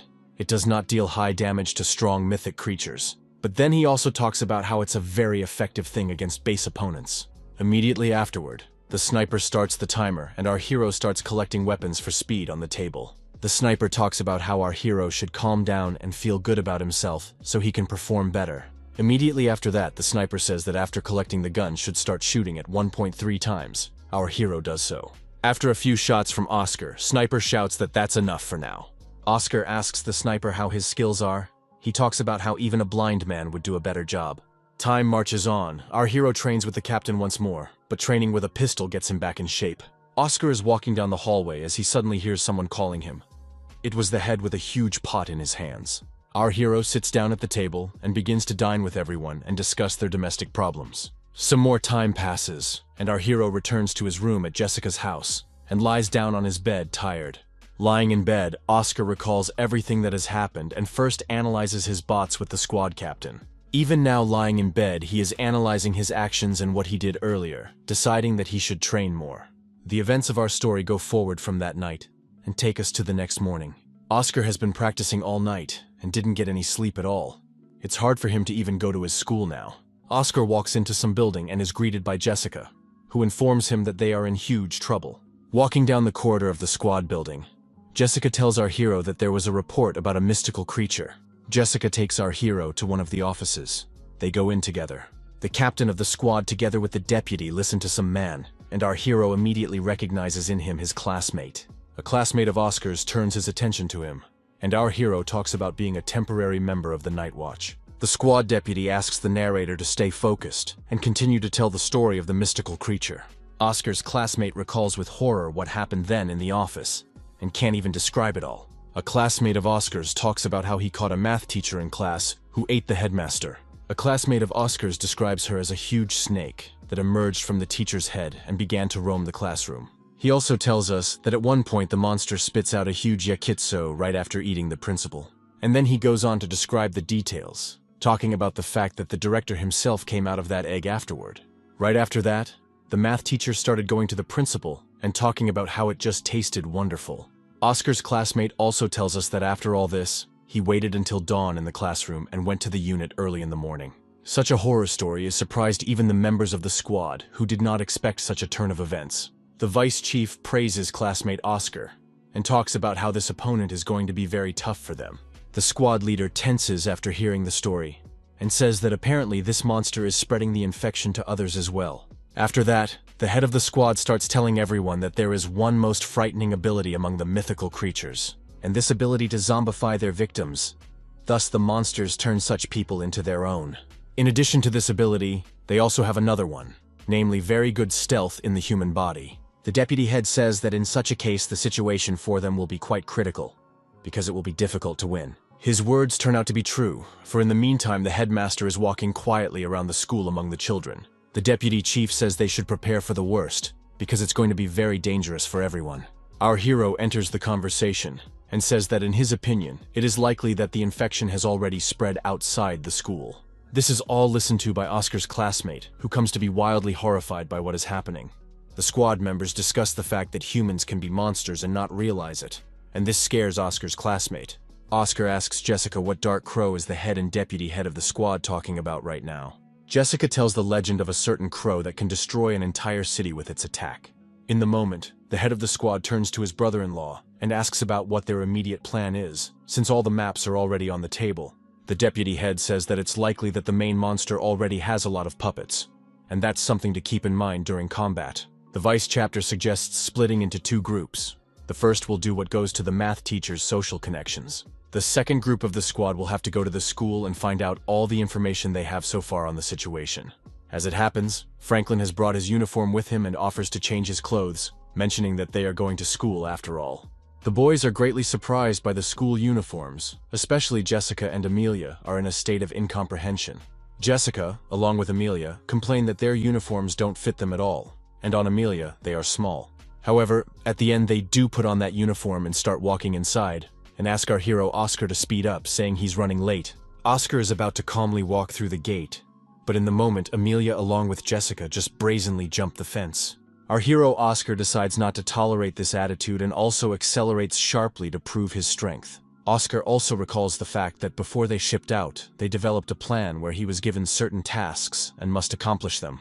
Running around the school, Oscar realizes that he has a very difficult task, because it is worth examining all the students in the school. Oscar runs around the classroom trying to find victims who are also affected by the disease, and at one point he spots someone. Oscar stops outside the classroom and takes a closer look, noticing another person who is stricken with the disease. Oscar continues to run around the school and count the infected. He gives the head information on the 6 affected. The deputy head of the squad talks about how their target is a mythical creature, and the students themselves are innocent. Our hero begins to wonder how many total infected there are in this school, if there are 6 people on the first floor alone. Listening to the information from Oscar, the clan leader tells him to continue the work he has started. In the moment, running down the hallway, Oscar stops near one of the offices and notices something sharply. Our hero Oscar walks into some class very tired and immediately greets the teacher standing next to him. The teacher started scolding Oscar and asking him where he had been missing for days and why he wasn't in class. Oscar talks about treating his eyes again. The teacher believes him and asks him to go to class and sits down in his seat. Our hero Oscar starts walking through the whole class and passes near a classmate who told them about the monsters. What Oscar immediately recalls is that before he left on the mission, this guy offered to help with the action. However, in a moment he stopped abruptly, leaned over and started talking about how he had wanted to be part of the squad for a very long time. The squad leader listened to him and coldly told him that if the mission went well, he would give him a chance. Michael walks by this classmate, Louise, thinking about all that happened in class. Oscar walks calmly forward, but one of the girls in the class looks up and smiles at him. Oscar comes to his seat and starts to sit down, and some classmates are passing papers amongst themselves. Our hero sits down in his seat and immediately notices all of this, which he pays quite a bit of attention to. Eventually the day passes, classes end, and at the end Oscar asks Louise to help him get to know the whole school.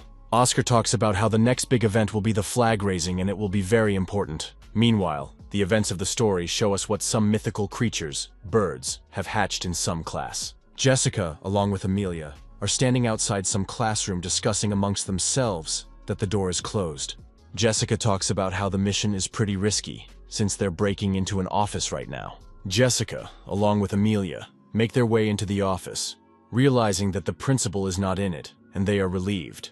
Together they gather all the evidence in the office and realize that the principal had been in it quite a while before he left. However, at one point, Jessica's attention is strongly drawn to the fact that she smells some sort of pungent stench coming from under the table. Jessica immediately finds the source of the stench. The smell is coming from under the floor under the table, and immediately looks in there. In the moment, Jessica removes a floor tile with a knife and immediately notices the melted human skin underneath. The events of the story take us to Louise, who asks Oscar how many infected people there are among the people in their class. Oscar talks about how unfortunately he was able to find already 2 at once in their class. Immediately afterwards, Oscar also says that among the people passing through here, 5 other people are also infected. Louise points out that most of those infected are girls, especially those who live nearby. Meanwhile, Amelia, along with Jessica, discuss the fact that apparently the source of the infection is indeed in the sorority house. Jessica relays the information and says that everything is clear for them, and they are going there to reconnoiter. Meanwhile, Oscar and Louise are walking through the schoolyard, and Louise wonders if Oscar has finished his research. Louise is very worried. He turns to Oscar and tells him that he should hurry, because soon they may be burned. In the moment, Oscar walks up to some younger guys, addresses them and tells them they're fired. Oscar lies to the local kids about the school government handing them the responsibility of hanging the flag this time. Oscar talks about how if those have issues they can work it out with the school government. The guys around here are in a lot of shock. Oscar decides now to start the process of raising the flag in front of everyone. And this surprises Louise a lot, because he doesn't understand Oscar's plan. Oscar walks on stage and looks at all the members of the school that have gathered and immediately says he has a bad feeling about it. In the moment, our hero Oscar stops abruptly and then takes a huge leap upwards off the ground. Oscar runs forward at breakneck speed and informs the chapter that everyone must now be on standby. The squad leader asks Oscar to calm down and tells him to report on the general condition around him. Oscar reports that he has checked all the members of the school, and there are already about 60 infected, and he doesn't know what to do about it. Oscar runs through the school and also informs them that if the squad starts threatening the school, the monster will see and activate the entire army at once. Oscar also talks about how if it goes down like this, it will be a huge disaster for the city as a whole. Meanwhile, the clan leader is fighting someone and talking about how the infection has already gotten out. It turns out the clan head is fighting the headmaster at this moment, or rather his head monster. The director proves to be quite a strong and massive opponent even for a chapter, as he attacks quite sharply and quickly. The head of the squad reports that they are now engaged in the elimination of all sorts of personalities with infection. The squad leader continues to fight the monster and talk about how their situation is even more serious than they thought. The head of the squad also says that they will be checking the social contacts of all people near the infected. The squad leader informs them that based on this, they are unable to support the rest of the squad at the school, so they will have to manage on their own. Rubbing his sword after the battle, the chapter also mentions that their enemy this time is very cunning. Leaving the battlefield, the squad leader asks to find the body and the main monster in the shortest time possible, whatever he can. The squad leader also orders him to be killed if found, and adds that the information can be relayed to the sniper on the roof. Our hero runs forward and says that he has understood and accepted everything, and is already beginning to act as told. The head of the squad also announces that he and his deputy will also continue their business of finding the next opponent. Zam asks the head if this is a difficult task for Oscar, since he's still a rookie. Chapter recalls Oscar's behavior in battle and training, and says that Oscar has a strong zeal for strength, and will be fine. The head of the squad says that all they have to do is not to get in his way, because he is climbing to the top alone. Meanwhile, the flag-raising ceremony was over, and everyone started walking home and back to school. Oscar notices this, of course, and relays the information that a huge crowd of girls are being sent to the dormitory. Oscar informs Jessica and Amelia of this, adding that the girls are walking very fast. Jessica asks about whether they're all infected. Oscar says it's hard for him to tell, but there are definitely infected. Oscar asks Jessica and Amelia to be more careful, and meanwhile they notice that the girls have started to return to the core. The girls at school started paying attention to Amelia and Jessica, noticing that they weren't from their school after all. One of the girls approaches the squad members asking who they are. Jessica says she's looking for her friend here. However, the girls at school immediately realize that no friend of Jessica's is here, and tell her that she's mistaken. Jessica talks about then apologizes for bothering her and takes Amelia's hand and starts to walk away. The very same girls begin to laugh and smile achidically as they look in Amelia and Jessica's direction. In the moment, they surround our squad members and talk about taking their time to get out of here so quickly. One of them starts stroking Jessica and talking about how she didn't know there was a pretty girl like her at school. Jessica begins to realize where this is all going and guesses, but shock and shame strike her in an instant. The other girls, meanwhile, start hitting on Amelia as well, saying that she is also turning out to be very pretty. Amelia is abruptly grabbed by her arms. She immediately starts crying and asks Jessica what she should do in such a situation. The girl standing next to Amelia abruptly turns her head into a huge snake and talks about wanting to eat Amelia. Seeing this, Amelia becomes wildly terrified. She starts screaming in panic and doesn't realize what is happening at all. Jessica at this point also finally realizes that they are trapped by the monsters, and they should act more drastically. The girl standing next to Jessica also becomes a monster, and yells at Jessica asking her to let herself be eaten. Immediately afterward, Jessica grabs her weapon and creates a huge stream of flames around her. In a moment, the blade Jessica is holding abruptly changes shape and becomes a different one, attacking everything behind her. With her blade, Jessica literally turns the heads of her opponents into bare skulls. In just one swing, Jessica disposed of her opponent and went on about her business up ahead. She confidently and beautifully displayed her skills to all, and her opponent stood behind her in flames after her sweeps. It was so strong that the monsters standing near Amelia froze in horrified amazement. In the moment, Jessica begins to unwrap her weapon in her hands and threaten everyone around her with it. Immediately afterward, Jessica takes a huge swing, and in just one motion, she destroys all of her opponents. Jessica's skills are beyond all limits. She is very skillful and beautiful, with weapons and fire. Jessica stands and looks at the corpses of the monsters, while Amelia nearby talks about how these monsters are as horrible as possible. Jessica is about to leave, as in a moment, Amelia turns away and notices something. asking Jessica to look back as well. Amelia along with Jessica notice some strange silhouette and a huge powerful aura that pierces everything around them. With a rather happy face, Jessica talks about how such opponents aren't strong enough to overpower her. However, in the moment, with the help of her powers, Jessica checks out everyone around her, noticing with shock that there are quite a few of them. The monsters in the moment start to surround Jessica and Amelia. Here they are already worried because they don't know what to do in such a situation. Jessica turns to Amelia and talks about how that will be problematic, since there are at least 18 people here. But the very next moment, Jessica declares that she doesn't care about that in general, and she's ready to fight, and starts to take action. In the moment, the monsters come crashing down right at Jessica and Amelia, and they in turn raise a powerful aura of fire around them. The battle between the two becomes clearly quite epic and powerful as massive explosions come out of the building. Meanwhile, the events of the story take us to Oscar's classroom, where everyone is quietly discussing and socializing. In the moment, one of Oscar's classmates walks into this classroom and abruptly addresses one of the girls. The girl he turned to looks straight at him and he at her, and he holds out some kind of white bottle to her. This kid creates a pretty cute aura around him, and talks about how the girl across from him wanted milk, and lo and behold, he brought it. This does make the girl across from him quite happy. It tells her that he is very kind, and she is grateful to him. The guy turns to her and talks about how if she needs anything else, he can get it for her pretty quickly. A girl approaches a guy and asks him to wait for her tonight after school behind the garages, and he of course agrees. However, the moment their dialogue is interrupted is when our hero Oscar abruptly rises from his seat. In the moment, our hero Oscar turns to this girl and talks about how he has liked her for a very long time. However, Oscar says all this with a rather cold face, and the kid behind him is just as wildly shocked as their classmates. The girl he approached, named Kokoro, is also very surprised and stands all red. Immediately afterward, Oscar revisits her and talks about wanting her as his girlfriend. The guy standing next to him is horrified by such statements. He can't believe everything that is happening.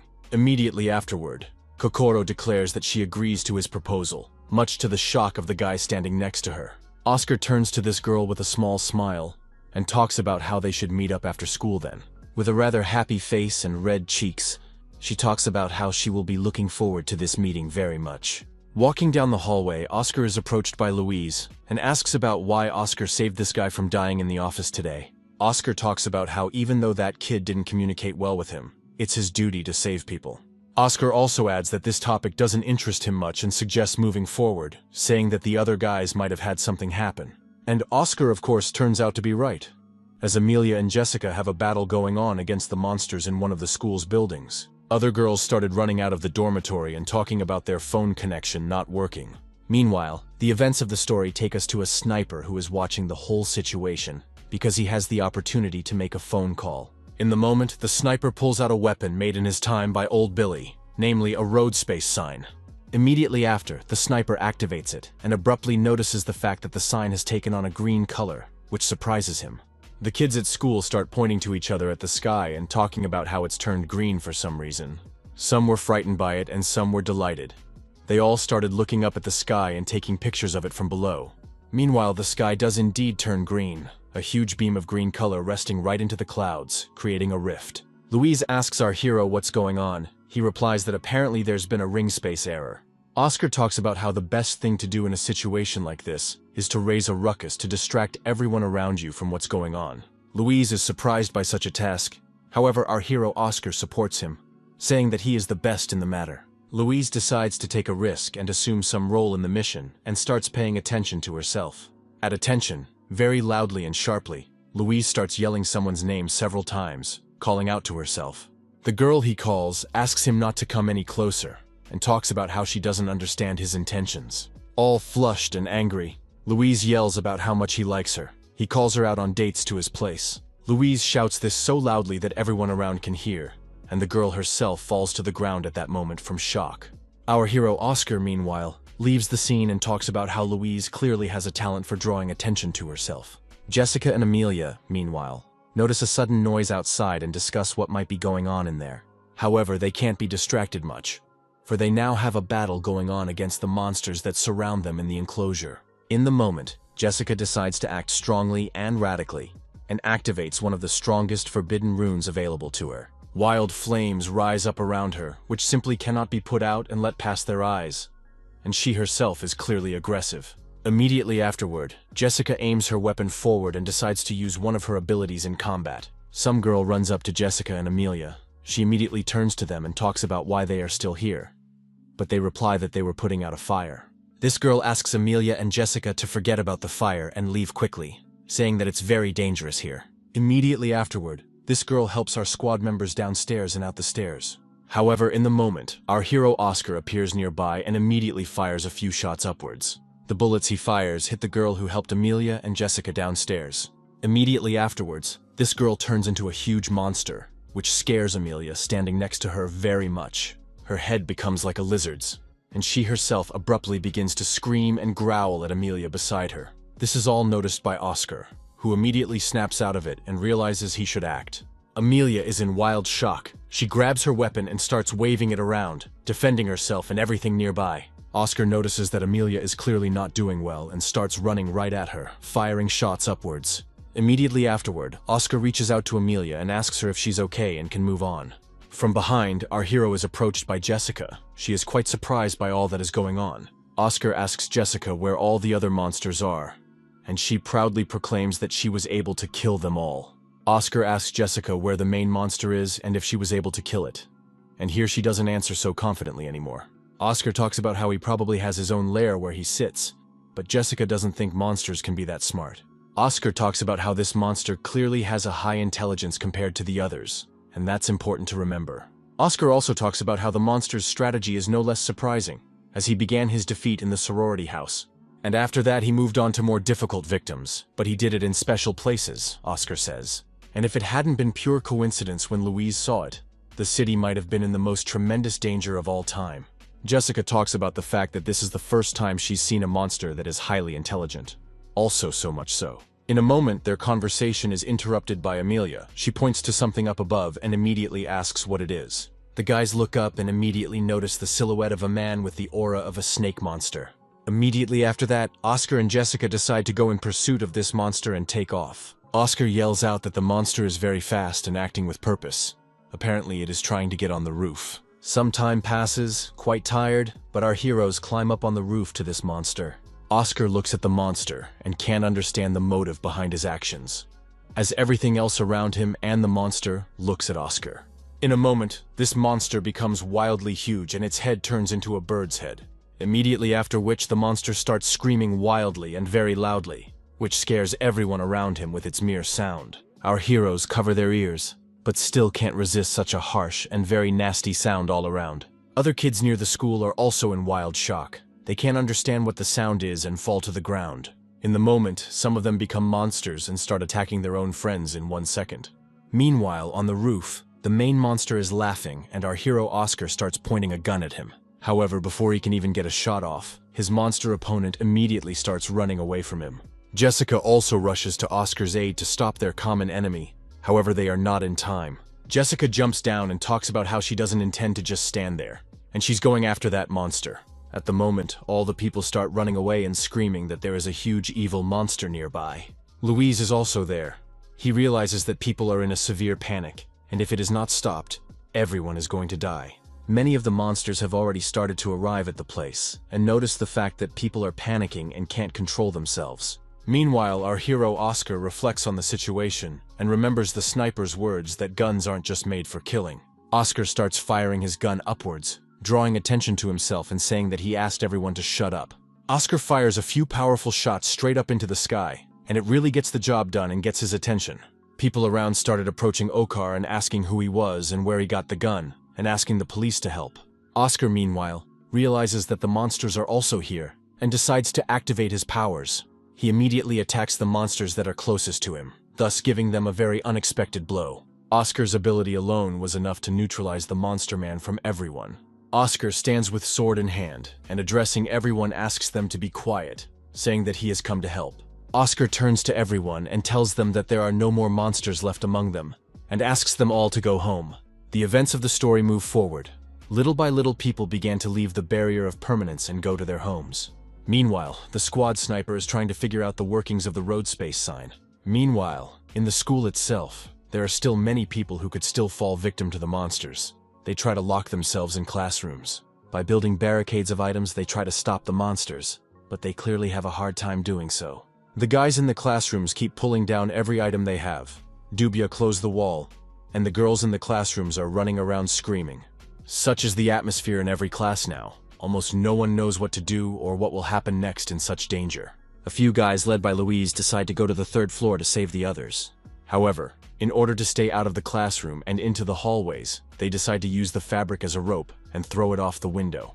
Louise's classmates turn to him and ask him about whether it would be foolish to do such a thing. He says it's nothing. Immediately afterward, he decides to be the first to start descending to show his example to the rest of the class. However, there are already monsters waiting for him downstairs, who are clearly in a very horrible mood towards him, and that doesn't make him happy. At one point, Louise manages to get down one floor below using such a makeshift rope and climb through a window. Louise's classmates are wildly shocked at how skillful he has it. He tells them that they can also go down. The classmates, meanwhile, had moved to the third floor, and Louise himself began checking out the study and hallway.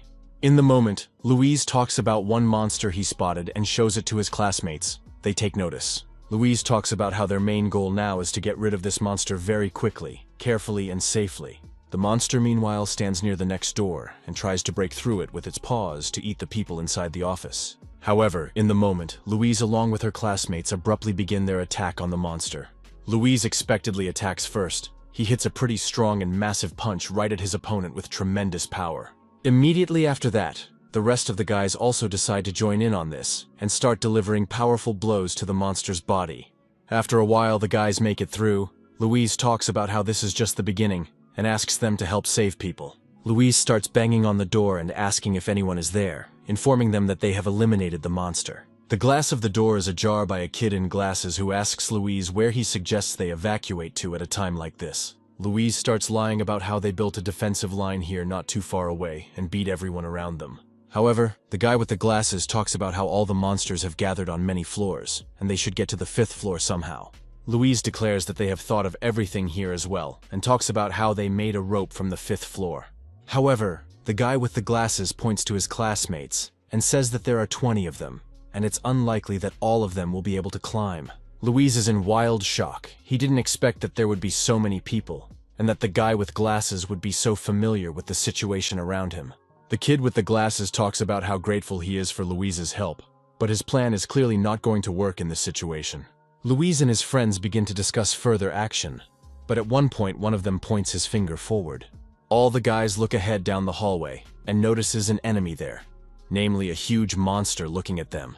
At one point, this monster breaks loose and starts running straight at Louise and the rest of the guys at high speed. Louise yells at the guys about not being afraid to fight him and talks about how this monster is only one. However, some guys immediately start running away. They talk about how they've had enough and they don't want to continue any further. The guy who decided to run away runs into a neighboring classroom and starts trying to get back to the 5th floor by rope. However, this doesn't help him much, as the monster is already behind him and immediately ran after him instead of the crowd.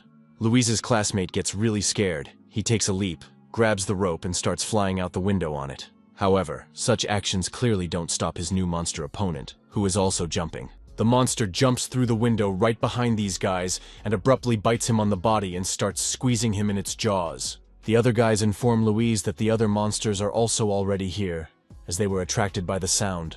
Louise also notices that this guy's actions have left them without a rope, and there's no way to get back on it.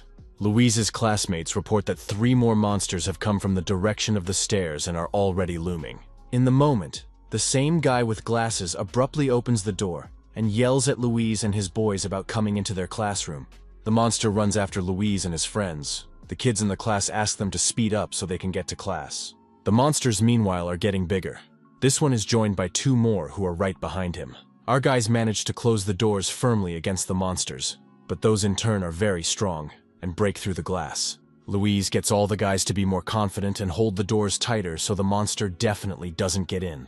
One of the monsters breaks through the defenses a bit using the door in the doorway and practically grabs Louise. Much to our dismay, this huge monster breaks through the backstage area of our boys and walks into the classroom. However, our guys don't decide to give up. They try to contain the onslaught of monsters and kick them out the door.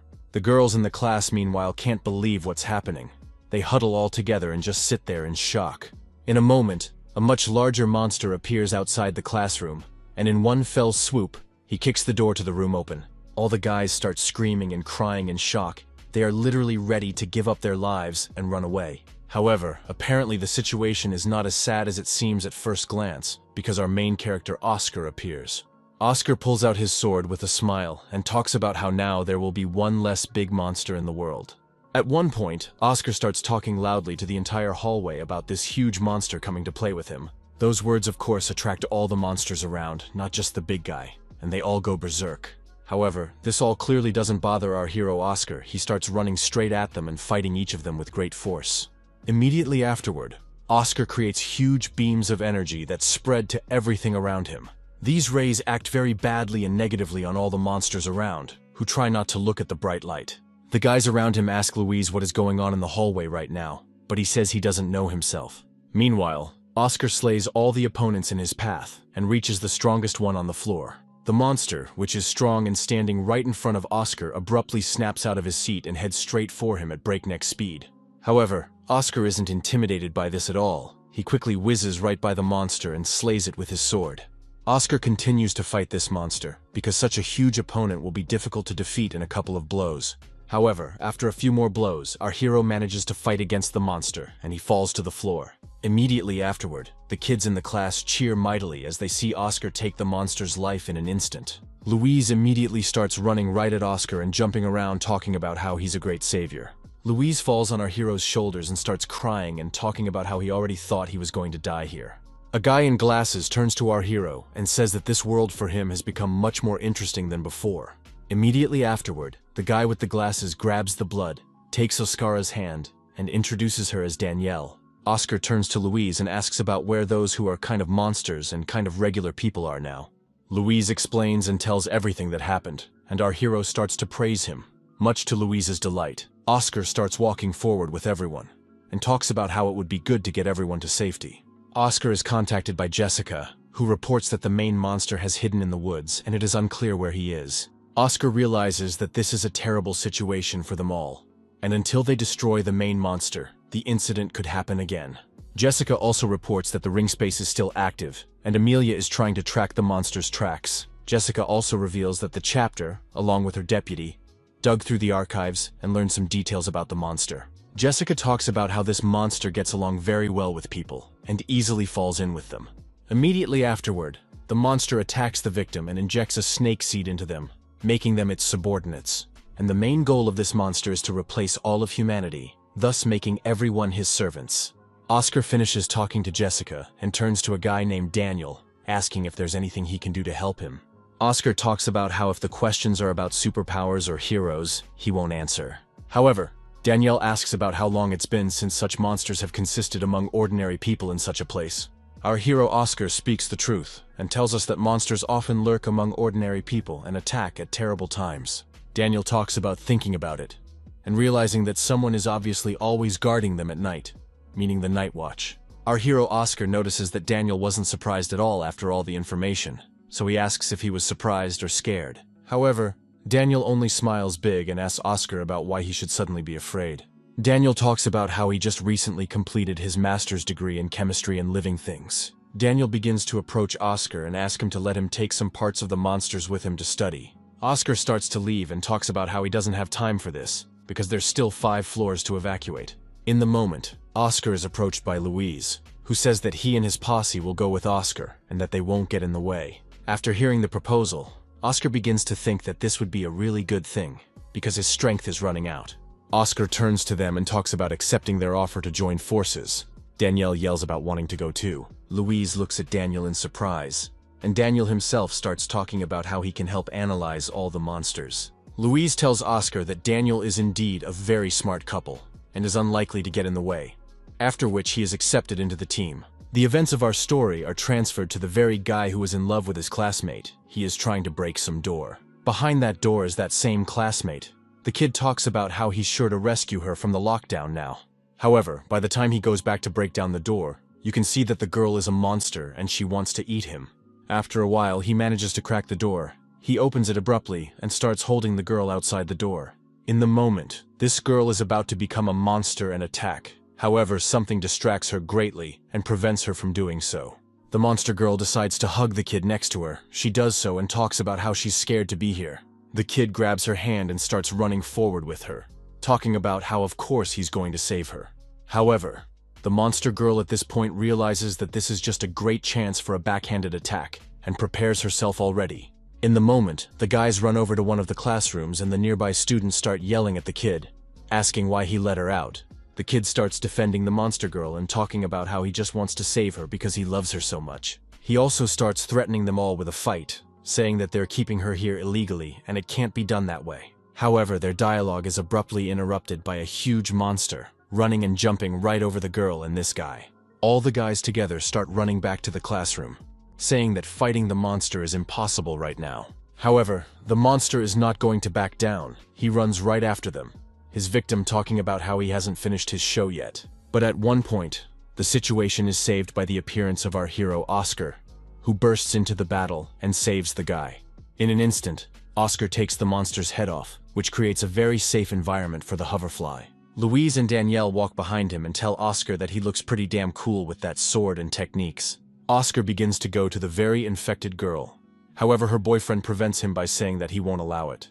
However, Oscar turns to this lovesick guy and tells him that he is free to go, and he has no questions. The guys start to leave. Louise asks Oscar if there are any monsters among them, but Oscar states that he didn't feel any. Oscar turns to Louise and his team, talking about taking the guys to the assembly hall where they can leave. Louise leaves, but at that moment, Oscar is visited by Daniel, who talks about finding something in the meantime. Oscar is greatly surprised by his story and asks if he is sure, but he states that he is not completely sure. Daniel talks about the urgency of taking Oscar's gun to test his theory, which surprises our hero, of course. Oscar gives the gun to Daniel and tells him to go to the gym, and he will try to find the snake's body himself.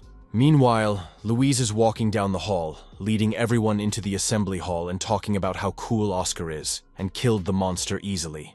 Oscar, meanwhile, is running down the hall. He stops and calls someone asking if they've seen everything. It turns out to be a sniper. He talks about seeing everything, and he also blabs that the two students went towards the north. The sniper tells and further where they went. Our hero Oscar realizes what the place is and moves out there. Oscar gets to the spot he thought he was at in the moment, and informs the sniper that apparently he has found a body. Meanwhile, the events of the story take us to the very same couple, a guy named Richard and a girl named Betty. In the moment, Betty beckons Richard over to her and asks him to have fun with her, and starts hugging him. In the moment, Betty starts kissing Richard, and then in a flashback becomes a huge monster that attacks Richard. Meanwhile, this whole situation is being watched by our hero Oscar, who overhears everything that is going on. Richard is becoming a monster by this point and starts screaming like a wild animal. Oscar understands. He runs into the room and immediately wipes out Richard with one swing, bringing him to his knees. Oscar starts walking further into the room he got into and tries to find the very girl, Betty, who is a monster. Upon entering the room, our hero is immediately told that he is the only descendant of the monster left alive in the school. Oscar walks further into the room and tries to figure out where his opponent is, and a monster jumps down from behind him, blocking the exit. Using Betty's monster, the most important monster tells Oscar that she has nothing to talk about with a member of the Night Watch. With great composure, Oscar sits down near the piano and talks about how he doesn't understand at all, then why the one spoke. Oscar begins to ask the monster why he, with his disguise skills, didn't just become a regular person and just live life. Monster Girl talks about how reproduction is an instinct in their race, and humans need to be aware of it. Oscar wonders, and talks about how it is impossible for a creature of such high intelligence to suppress trivial biological desires. Monster turns to Oscar and talks about how if the latter likes talking so much, she also wants to ask one question. Monster Girl starts talking about how if she infects Oscar now, she could paralyze the entire Night Watch of the city, right? Oscar ponders the fact that whether this girl is a monster decided to make a trap for him. It pisses him off. In the next instant after Oscar thought this, the monster abruptly snapped out of his seat and started flying at him. Our hero Oscar, of course, notices this and realizes it's worth acting on and easily dodges it. However, as it turns out, the monster's attack was much more powerful. It began to reveal some sort of flower in its body.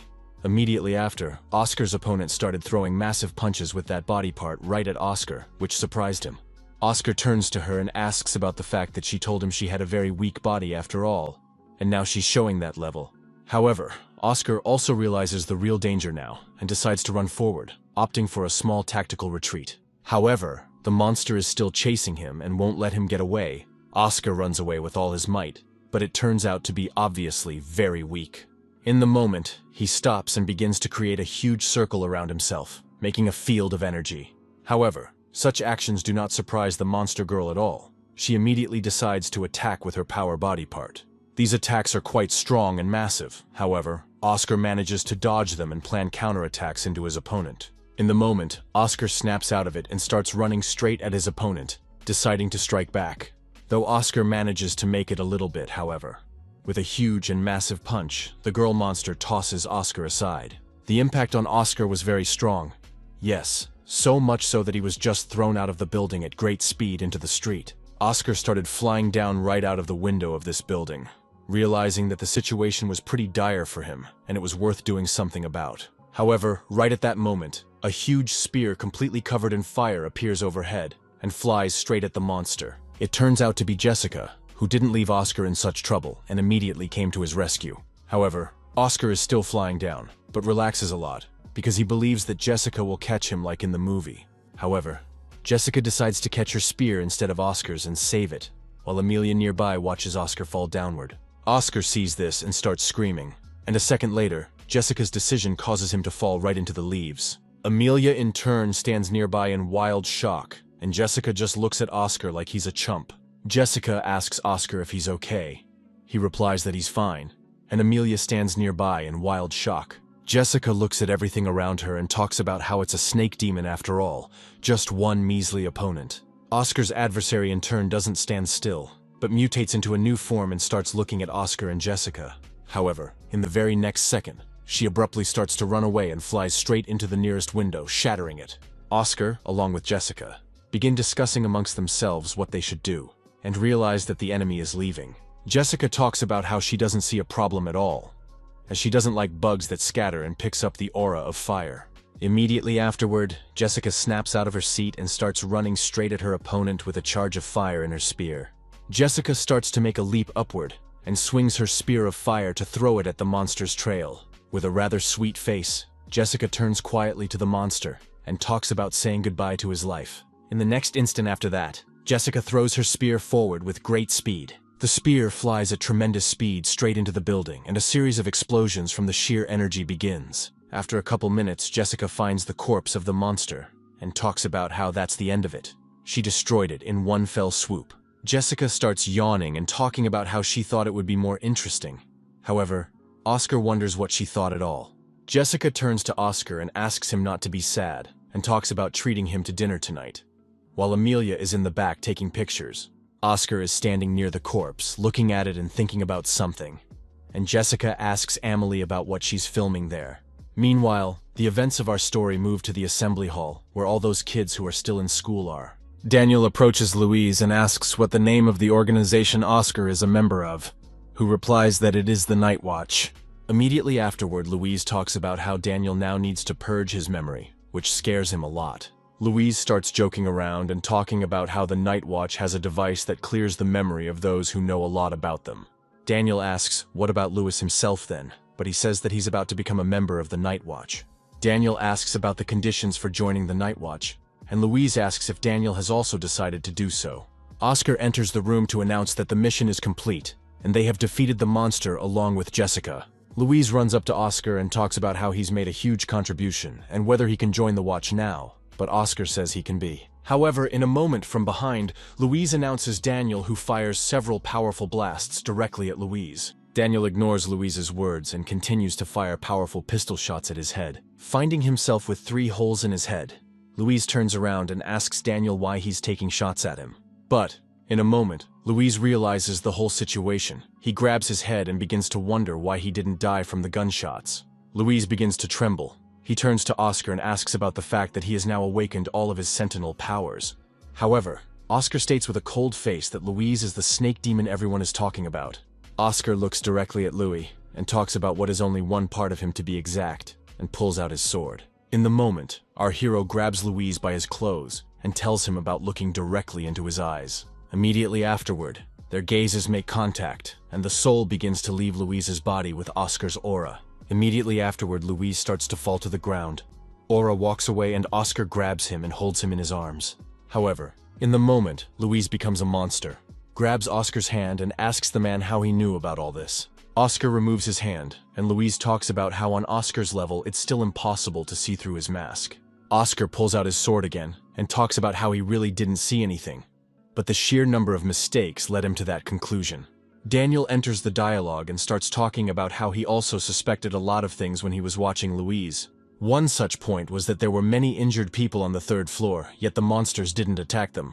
Daniel also picked up on the fact that when the monster jumped from the window behind the man, it felt as if its goal was to cut the rope, not to kill. Daniel also realized that the second part of Louise's plan was to get close to Oscar in order to be close to him at all times. Oscar talks about how he realized everything then, because Louise created a second personality to get close to Oscar.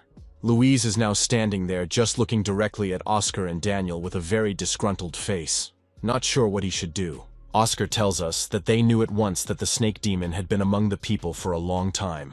Oscar also says that they also knew that this demon is highly intelligent and understands people's actions. And next, in describing the demon and Louise himself, Oscar suggests that this is how Louise came into the world. Oscar also tells us that most likely because of the incident with the Ghost King, the snake demon became afraid of the Sentinel and decided to defeat them. Demon Louise starts clapping his hands and talking about how Oscar really surprised him with his knowledge. In the next instant after that, Louise turns into a huge monster and attacks Oscar directly. However, such actions on the part of Louise do not scare our hero at all. He stands on 2 legs and faces Louise's monster. Immediately afterward, Oscar's sword and Louise's paw come together in a clash, and a strong fight ensues between them.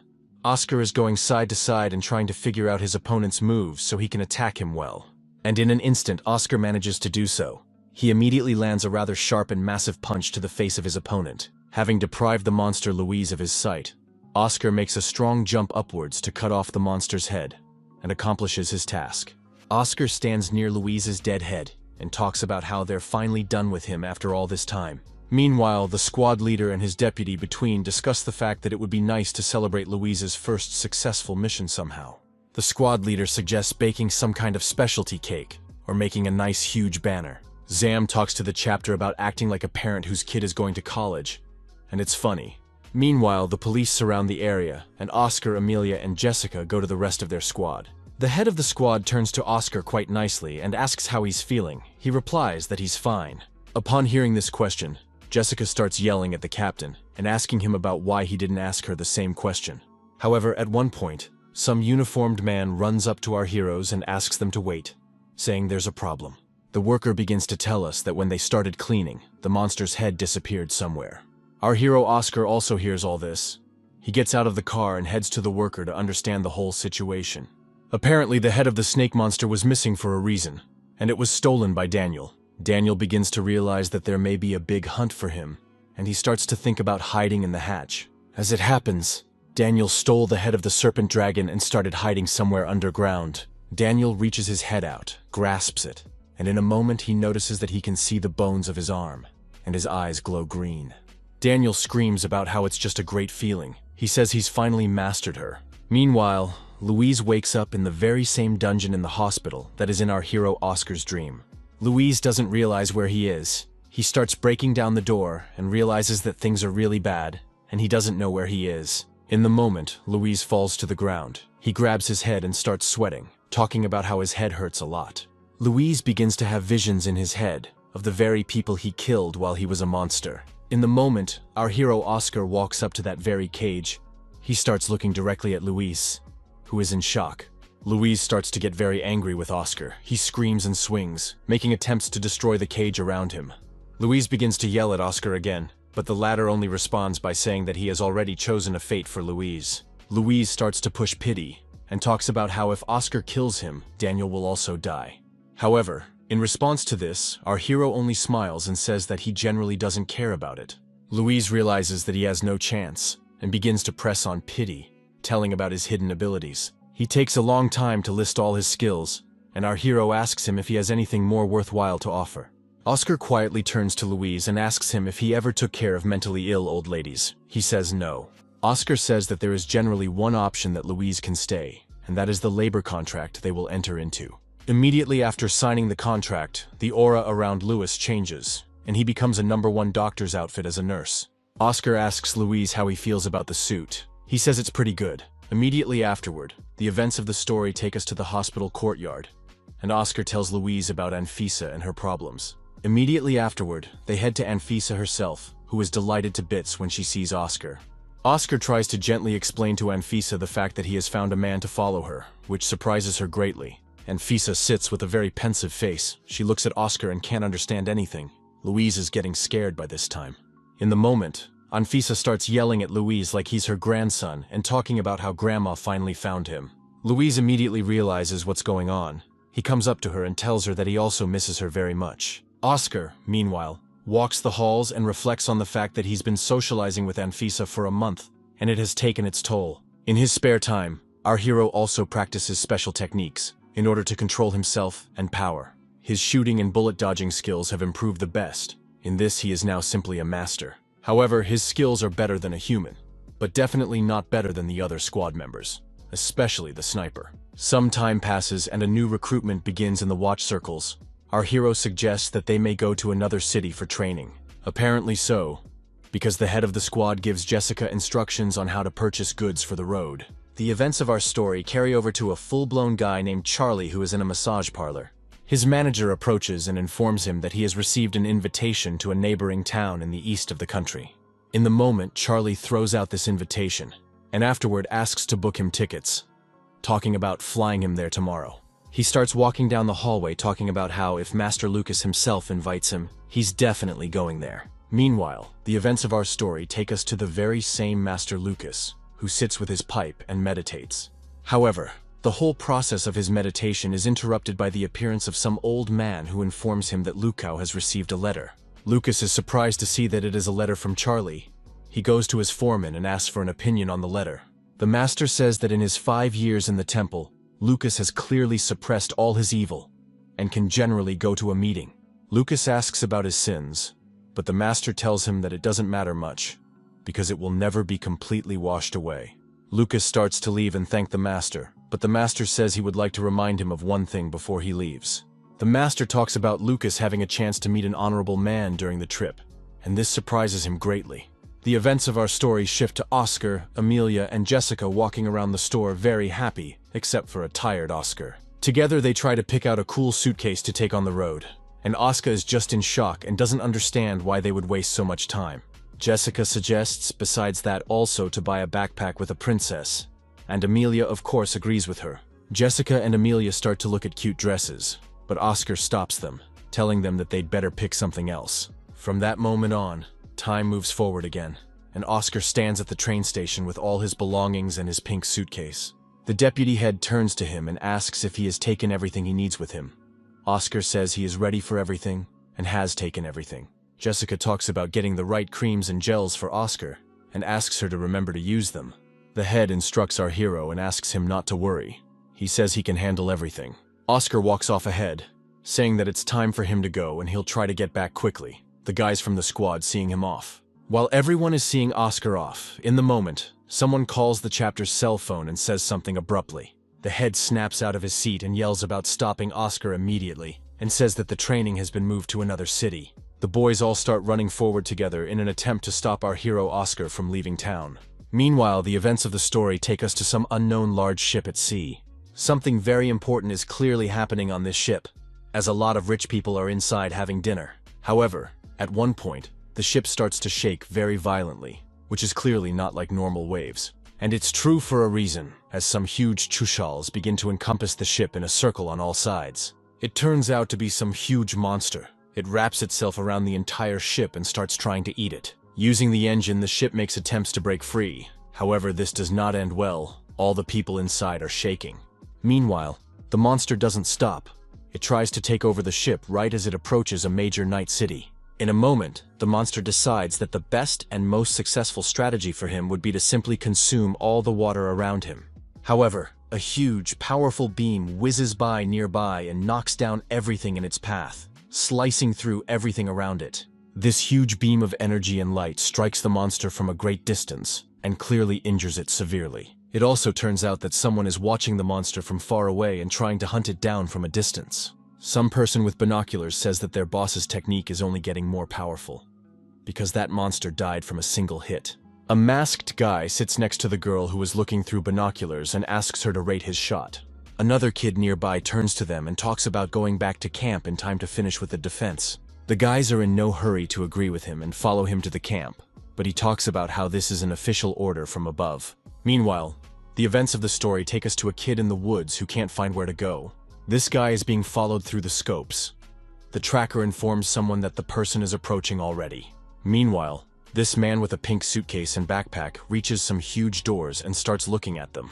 Some man in uniform opens the door for him and asks who he is. The guy replies that he's a rookie, Jake. The man ushers him inside and tells him that he's the first to arrive, and it's still a couple days before training begins.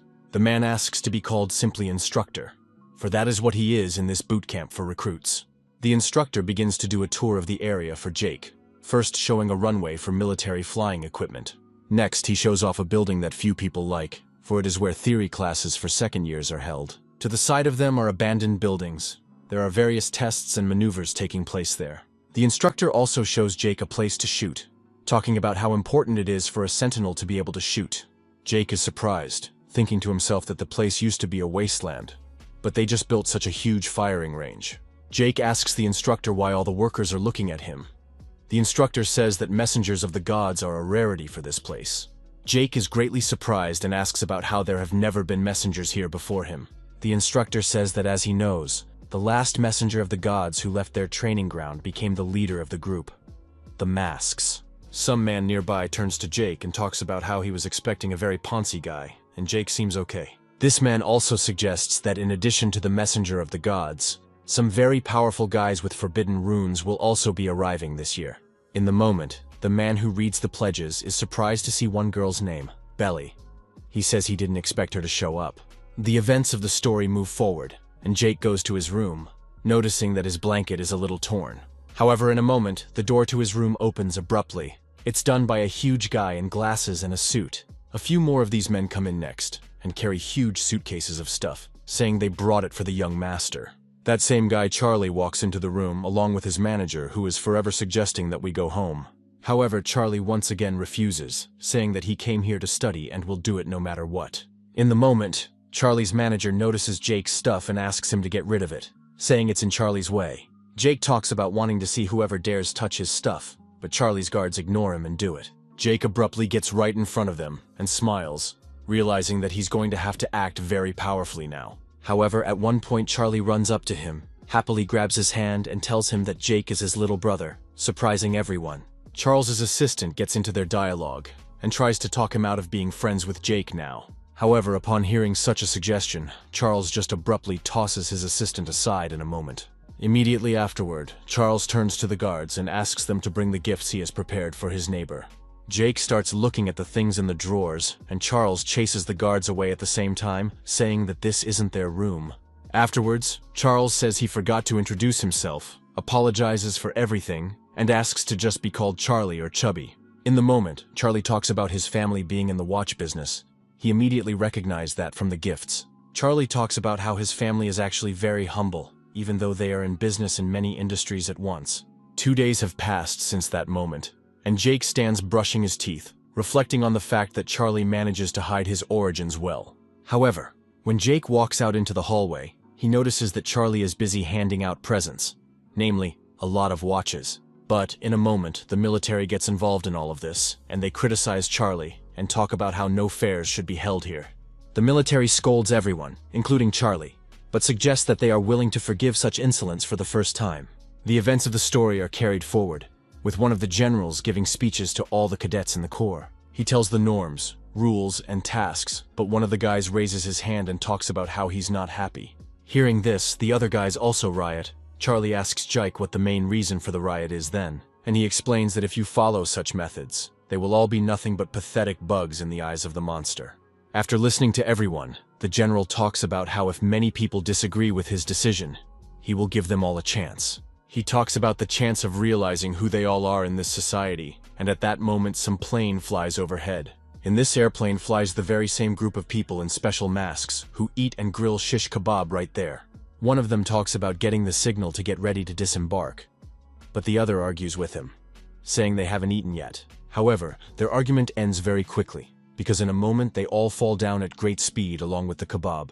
People from below notice them and yell that some kind of disaster is happening, but this group flies along in perfect calm. Immediately afterward, a group of masked men land right where the cadets are practicing and discussing. One of them, the leader, addresses everyone and says that they are a masked faction, and they are happy to see all the new recruits. Immediately afterward, one of them falls right at the feet of the new recruits on the ground, surprising everyone else around them. Immediately afterward, he rises abruptly and introduces his squad, but his partners have only shame. Charlie tells Jake that these people are very polite, as for members of such a powerful squad. But he says it's about something else. Looking at the squad members, the general talks about how our recruits need to unmask one of the squad members before nightfall. Looking at everyone, the general also talks about how he can, for once without any jokes, very quickly file a document to expel anyone. After that, the general starts saying some very motivating things, but adds that all the recruits are still just nothing. One of the recruits strongly objects and talks about how the members of Muska's squad are very strong and they can't handle them. However, the general replies that the actual battlefield and monsters are also very unfair in this world. But the head of the Musk faction declares that they will suppress all their forces for the duration of this ordeal. Abruptly, Jake intervenes in the dialogue, turning to the masked members and asking when it's okay to start. The Musk leader responds by saying that the ordeal for them has already begun, and therefore for the recruits itself as well. Immediately afterward, Charlie abruptly unleashes a huge fire attack right in the direction where the masked squad members were standing. The other guys among the recruits are also starting to activate their abilities and talk about being ready. However, Jake at one point grabs Charlie and runs away, saying that if they go on the offense now, they'll just die. Jake takes Charlie by the hand and talks about how they need to learn all their abilities and powers first, and then attack. Meanwhile, the guys who launched the attack are standing around rejoicing, saying that they have already defeated this unit with their own forces. The guys keep laughing with them and talking about how those were obviously very weak. But the chubby guy turns his attention forward, and there's one of the masked members standing up front talking about how the recruits almost hit him, but he was more careful. In the moment, there's an explosion created by a girl with pink hair named Lily. Meanwhile, in the control room, they discuss the fact that many recruits were very overrated, and in fact fell off in one fight. Many in the military discuss the fact that even with a very suppressed force, the masked group poses a huge threat. However, with a big smile, the army's top general intervenes in their dialogue and says that it's all very interesting. The general says that in this way the stupid and the clever can be selected at once from each other, which will be efficient. However, the general also says that as long as they fight one of the leaders of the masked faction, they can't win. Yes, and besides the leader himself, there are a lot of strong and powerful people in the masked faction. Meanwhile, Jake along with his friend Charlie make it to a certain place pretty tired. Charlie is very surprised to see that the door to the weapons hangar is closed, but Jake realizes that no one is going to give them weapons for nothing. Charlie is very frightened. He knocks on the door hoping someone will open it, while Jake is at this moment wondering what material the door is made of. In the moment, Jake addresses Charlie directly and talks about how his rune doesn't have severe irritability, but Charlie's rune might. However, Charlie replies that he doesn't even have one forbidden rune. Much to Jake's surprise, he doesn't understand how Charlie got on the watch. However, in a moment right next to Jake and Charlie, some girl appears. She says she can open the doors. Immediately after that, she does use some strong energy that spreads around. Immediately after that, the whole door abruptly collapsed and this girl started walking forward. Jake was greatly surprised at her strength. In the moment, Jake turns to her and asks about the rune she used for such power, which catches her attention. She asks Jake about why she has to talk about it, and Jake says she wants to win like everyone else, right? She smiles and asks Jake that does her answer really determine whether she wins or not. At that moment, Jake uses his power and brings a beam of energy practically to her face. However, it turns out that it's not Jake's sword at all, but some other guy attacking the guys. It turns out to be one of the members of the mask squad, who takes aim at our guys and is very surprised that they noticed him. Trace also talks about how he came across apparently strong guys, judging by their aura. That crimson-haired girl doesn't dare to just stand there and chat. She goes directly to attack. With her first swing of her blade, she unleashes a bolt of energy that slices through her opponent's arm. Charlie is immediately overjoyed, thinking they've managed to take down one of the masked men. But Jake says it's not that simple. In the moment, one of the masked faction members uses his powers, through which he manages to heal his arm. Our hero talks about how he probably used a trick of the light. The man responds by saying he'll get rid of the girl first. However, in the moment, right in that hangar where all of this was happening, there is a very powerful explosion that blows everything around it away. These turn out to be the same guys recruits say they can't pass up an opportunity like this. Of course, the guy in the mask reacts violently to all this and jumps right into their direction, throwing punches. However, in the moment, one of the masked guys feels a very strong pressure on himself, realizing that this is the power of a messenger of the gods. Immediately afterward, the masked guy and the guy next to him are pitted in a duel against each other. Everyone else is just standing around in wild shock, because they didn't expect the outcome of the battle to be just like this for them. However, in a moment, all the firearms the guys had in their hands began to rise upward at a tremendous rate. 2 more members from Muskie's organization appear nearby, one of whom says that the mice have finally left the burrows. The purple-haired guy returns to his squad, saying they're right on time, as there's a messenger of the gods here.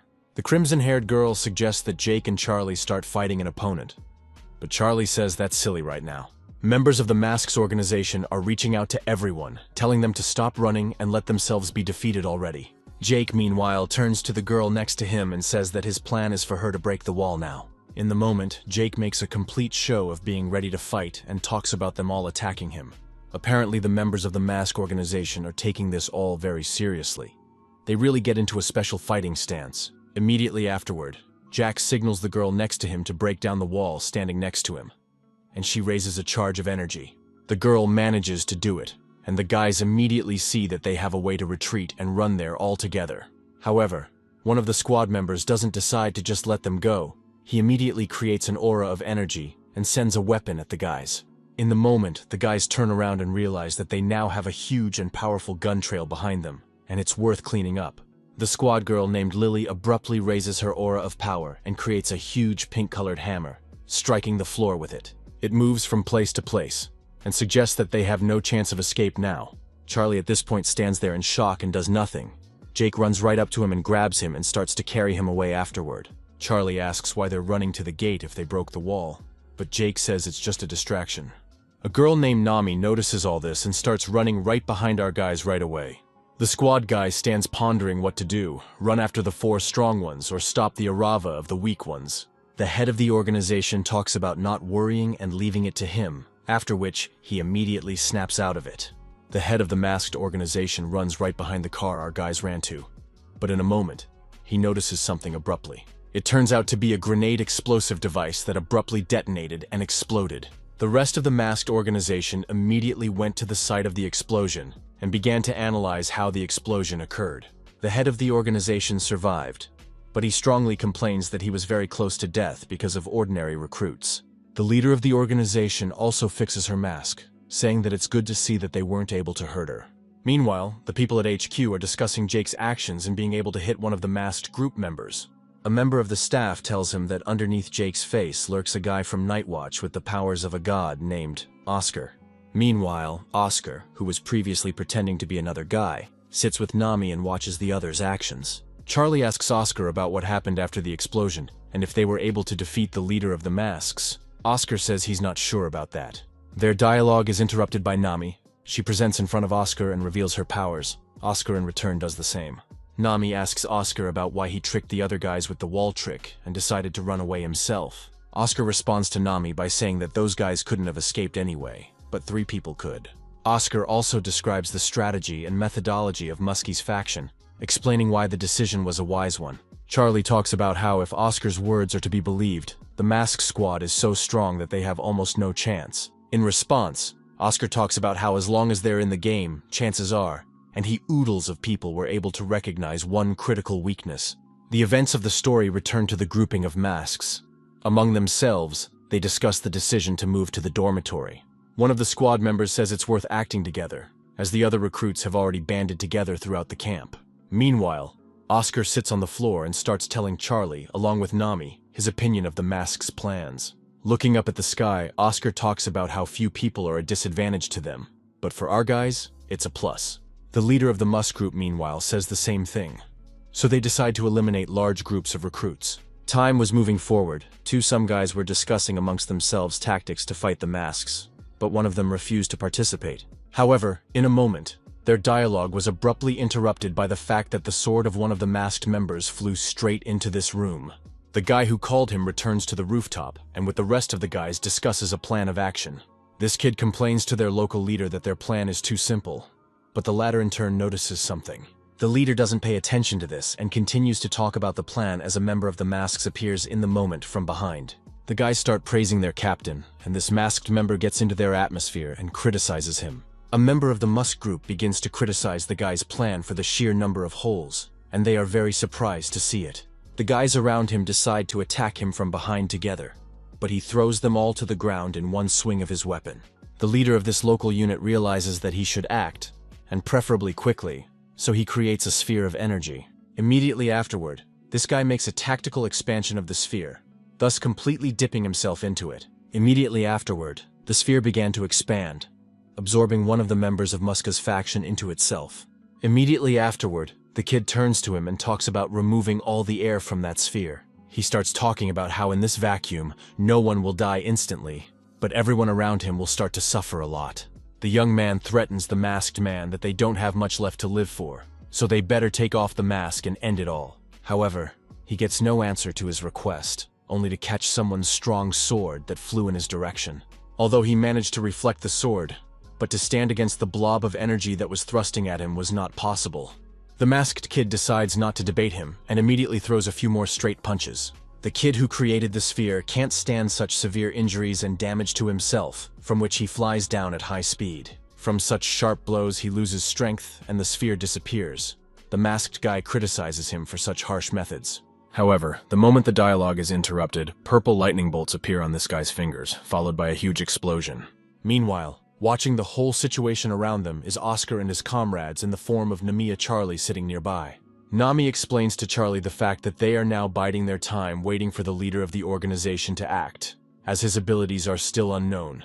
Oscar cuts into the conversation, saying that everything is right, and on top of that they probably still have secret weapons. Meanwhile, the masked guys continue to have brutal fights with the recruits right there. The guy with the sphere is chasing one of the gang members, and the guy in turn swats him away with a gun.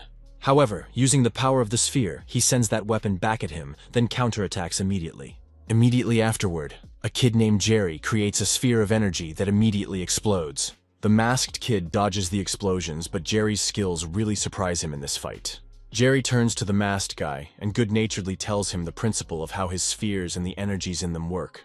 However, the masked guy stops abruptly and says that even with such abilities, this young man is still weak. Immediately afterward, special pink hammers abruptly appear right above him and clamp him inside. This turns out to be help from a girl named Lily. She saves her masked partner using the runes of hammers. Afterward, Lily looks directly at Jerry and talks about how he's a pretty dangerous opponent as it turns out. The squad leader also arrives on the scene, saying that apparently Jerry is one of the 3 strongest recruits. However, in a moment, their dialogue is interrupted by the fact that there are sharp whooshes of gunfire and machine guns coming from the windows. The squad immediately takes notice, seeing several people in military uniforms. It turns out to be a group of recruits. They stop abruptly and combine their forces together. Using their combined forces, they create a wall in the dormitory courtyards that blocks the masked group's retreat. Afterward, a squad of these high schoolers was led by the same guy Jerry who started demanding the captain's mask. The members of Muskie's squad talk about how powerful this attack from the recruits really was, but the captain tells them not to worry. One of the squad members asks the captain to spring into action, reminding him that they need to eat a kebab around 6 p.m. The guy's recruits meanwhile don't really want to wait. They start shooting down more actively, shouting that victory will be theirs. They even have weapons with missiles in their arsenal, but one of the squad members easily absorbs the shots with his strength. The boys complain about this to Jerry, however. He asks no one to worry, saying that they will work it out. The same guy with the absorption ability tells the captain that he can't last much longer like this, and the captain asks him to stop. That guy's aura disappears, and in its place appears the mysterious power of the masked squad captain. Jerry stands in shock, for he immediately realized what the problem was. Everything around him has slowed down, and that is the power of Captain Masks. Using a pretty strong deceleration, Captain Masks manages to dodge absolutely everything going on around him and pull out his sword. Immediately afterward, with a satisfyingly sharp and powerful attack, He flies forward and knocks down everything in his path with tremendous energy. This is all being watched by our guys they can't believe that this is really the power of one of Captain Mask's. Oscar is also surprised, but what amazes him most is that with such incredible power, the Captain of the Masks uses rather trivial tricks. Charlie talks about how he has the power of the rune of the god Kronos to control time, and the sword is most likely just a trick. Charlie also talks about how the Force itself isn't much of a threat, but because of the physical attributes of the leader of the Masks, it's stronger. Charlie notices the surprised faces of Nami and Oscar, and tells them that the blade of the leader of the Masks was given to him by Charlie's family. Nami talks about how she can't stand rich men, because the richer they are, the worse most of the time. Meanwhile, Lily turns to the captain and asks about whether he's being too harsh on the new recruits, who says he meant well. Lily begins to count the number of recruits destroyed and their strength, realizing that there are clearly not many left. The captain asks everyone to follow him, saying that it is time to meet the messenger of the god in the final battle. One of the squad members uses his abilities and talks about how no one can escape them now like they used to. However, some guys among the recruits survived and started to get up right out of the rubble. The guy who managed to survive sits down and asks to be killed, saying that if he reveals himself, no one will survive. But the masked guy only starts laughing in response, saying that it's too much pride for a new recruit to say such a thing. Right off the bat, the masked guy uses his powers and asks the new recruit to try and defend himself against them. However, this is all interrupted by the sudden appearance of some sort of purple beam of energy near the masked guy. This turns out to be Nami, who attacks directly at one of the masked group members with great speed. Oscar also appears nearby and starts dragging the masked guy's opponent behind him. The guy doesn't understand why he's being rescued. Oscar tells this guy the fact that there's a fight here now against the masked faction, and if he doesn't want to participate, he'd better leave. This guy Oscar rescued turns out to be the same Lucas who was predicted by the master to meet the guy who gives happiness. However, Lucas's thoughts are interrupted by a masked guy. He informs him that he got rid of Nami and wants to see Lucas's powers. Lucas pulls out his sword covered in an aura of darkness, and asks the masked guy if he's sure he wants a fight. Meanwhile, Oscar and Charlie pull Jerry out from under the rubble and tell him everything that happened. Jerry turns to Oscar and asks why he's so confident in his victory when there's still a huge battle ahead.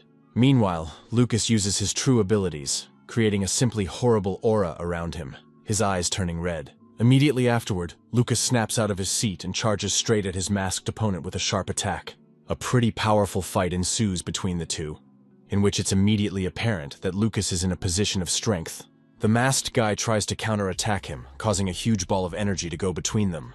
Immediately afterward, there's a massive explosion that hits a lot of things around it, and the masked guy dodges it. The captain of the mask squad enters the fight, saying that he is always ready to help his men in a tough battle. The leader of the masked faction talks about how their opponent, Lucas, has a pretty strong rune of darkness. He also talks about his rune being on the list of forbidden dark divine runes. The guy who fought against Lucas suggests that he's been very careless before, but now he's going to prove himself. He attacks Lucas directly, but the latter is also ready to attack and starts to defend himself using his power. Meanwhile, the other members of the masked squad discuss amongst themselves that they really need to be more careful. However, right as they are discussing this amongst themselves, Nami appears from behind and flies straight at them with a huge attack. One of the masked squad members immediately takes the entire attack on himself, protecting his partner from attack. He tries to engage in a fight against Nami. However, it turns out to be not as easy as he originally thought. Lily also springs into action, talking about how she doesn't understand why recruits are so fond of sneaking up from behind. Meanwhile, Charlie is watching everything going on in the courtyard of the dormitory, looking at the fights through binoculars. But in a moment, a member of the masked faction appears behind him and attacks him, but some sort of barrier interrupts the blow. Immediately afterward, the masked guy makes a few more attempts, but after a while his sword simply breaks. Charlie apologizes to the guy in the mask and says that he is protected by special equipment, and it will not be possible to harm him. Immediately afterward, Charlie talks more about his powers, but his enemy doesn't listen to him and just starts activating his abilities. Meanwhile, our hero Oscar enters the fray and heads straight for the leader of the masked factions. The leader of the group turns around abruptly, raises his hand, and says something about how he's been waiting for Oscar to be here for a long time. Meanwhile, the people at HQ are very worried. Their shelter is right under the dormitory courtyard and could get damaged. The HQ think tank is also in shock. They can't understand how all these recruits can fight at such a high level. The general says that he sees only advantages in this, because this way they will be able to create a very strong team in the future. The general also says that it will be possible to make the 5th Battalion of Special Purpose. Meanwhile, the head of the masks turns to Oscar, saying that no matter how the battle ends, he'd be happy to talk afterward anyway. Immediately afterward, the head of the masks creates a huge sphere of energy right above him, as if rays of sunlight were spreading around him. However, Oscar is right beside the head of the masks in just a second, and begins to engage in battle with him. In many ways, the head of the masks proves to be faster than Oscar, allowing him to move at a much faster speed through space. Oscar realizes that he's going to take significant hits if left like this, so he decides to pull back rather quickly.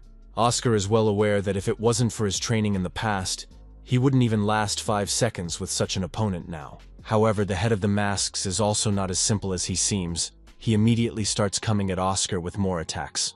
Quickly expending energy, Oscar moves from place to place, trying to hold off his opponent's attacks. At one point, Oscar even manages to make a little attack right into his opponent. Charlie, Nami, and the masked members watch the fight between Oscar and the chapter, which is very fast. One of the masked members suggests that all the recruits take a break and take a breather while the chapter and the others fight. However, their dialogues and musings are interrupted by the loud shouts of Charlie, who asks Oscar to slay his opponent faster. Seeing the kind of support Oscar is getting, the masked guys also start cheering for their captain. The head of the masks tells Oscar that if you listen, his support sounds much louder. Oscar only smirks in response, saying that apparently his opponent has reached the limit of his mental power. Meanwhile, Oscar attacks again and talks about how he doesn't care if he wins or loses. His main desire is to show his full power. The head of the masks raises his sword and says that if Oscar's desire is so high, he will put all his strength into the final blow.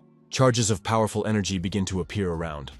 Our hero Oscar realizes that most likely his opponent is not joking at all now. In the moment, the head of the masks appears right in front of Oscar and says that this is the end of it, preparing to deliver a massive blow.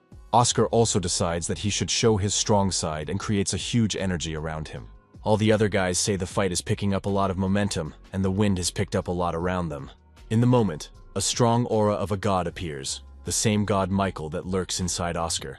Oscar himself at this moment is as if in the hands of some angel who warms him around and does not let him die. In a moment, it all comes back together, but the mask leader notices the change. He saw the very aura of the god. In a moment, Oscar manages to break through his defenses, immediately after which he pulls out his blade and pulls it back, preparing to strike. Immediately afterward, Oscar picks up a lot of speed and runs straight at his opponent, preparing to deliver a crushing blow. And it works out. Oscar strikes a powerful blow against the leader of the Muskie factions, and it turns out to be a guy named Jean. In the moment, everyone around who was watching the fight with shock notices the fact that Jean's mask was broken by Oscar's punch. At first, Jin tries to cover her face with her hand. However, afterwards, she turns to everyone and only apologizes to them. Immediately afterward, Jin gathers enough energy in his hands and seals the gap in his mask. This is all being watched by Oscar, who is greatly surprised that using Jin's energy he was able to restore his mask. Jin explains to our hero that he has reversed time by a few seconds. Many will not realize it. Only the very strong will notice the change. Oscar thinks it's cheating, but Jin explains that he admits defeat, but wants to continue training other recruits. Oscar responds by saying that his principles do not allow him to admit this kind of defeat publicly. In return, Jin offers Oscar a rather large amount of money and any favor from him. Oscar realizes that deep down he didn't want to agree to this, but he was offered enough money to keep quiet. Genner's aides notice this and communicate with him on the subject of Jin. The general says he's figured it out too, and he accepts Jin's decision.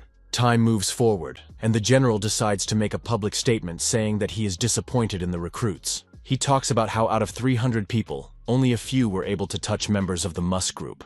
Next, he announces that training further will take place in just 1 year, half of which will be just physical training for the guys. The general also states with anger that they will keep the fighters in different endurance training throughout this time. Charlie turns to Oscar at this time and asks about why he won't tell everyone about the situation with Jean. Oscar asks Charlie how he knew, and he tells him that using an artifact he was able to record everything and watch it. Oscar tells Charlie that everything that's going on makes him a little uncomfortable, because he shouldn't let the new recruits be so inexperienced. Hearing such phrases from Oscar, Charlie was highly motivated and had already begun to envision our hero as a god.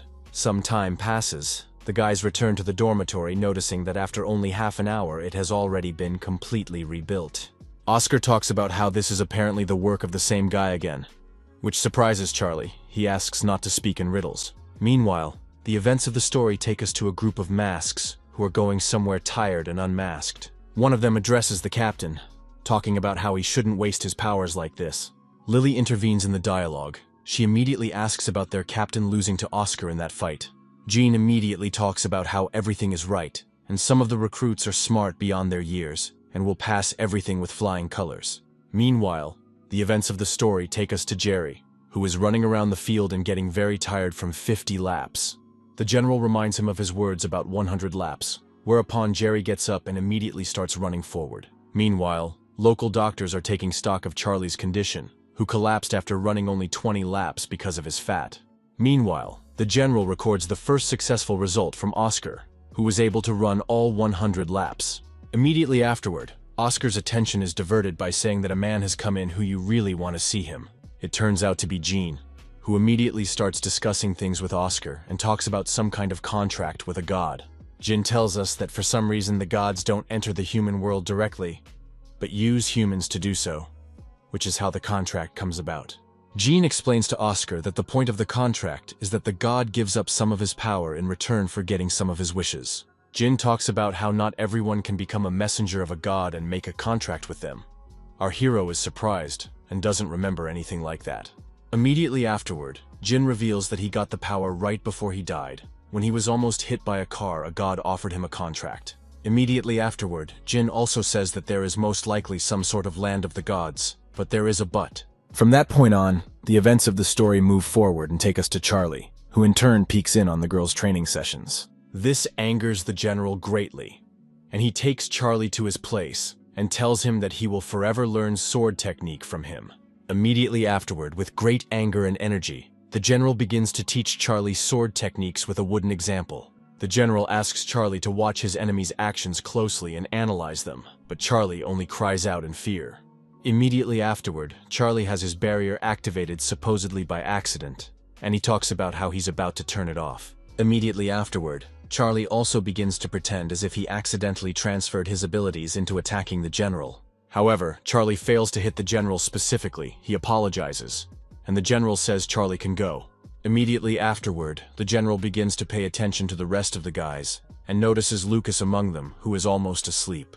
Immediately afterward, the general addresses him, saying that it's time for them to go for some hands-on sparring, which surprises Lucas. However, all Lucas does in response is ask not to be called out for sparring. He talks about not being able to control himself if he does. But the general doesn't care much for Lucas's words. He asks him to take his sword and start fighting. He agrees, and a dark aura appears.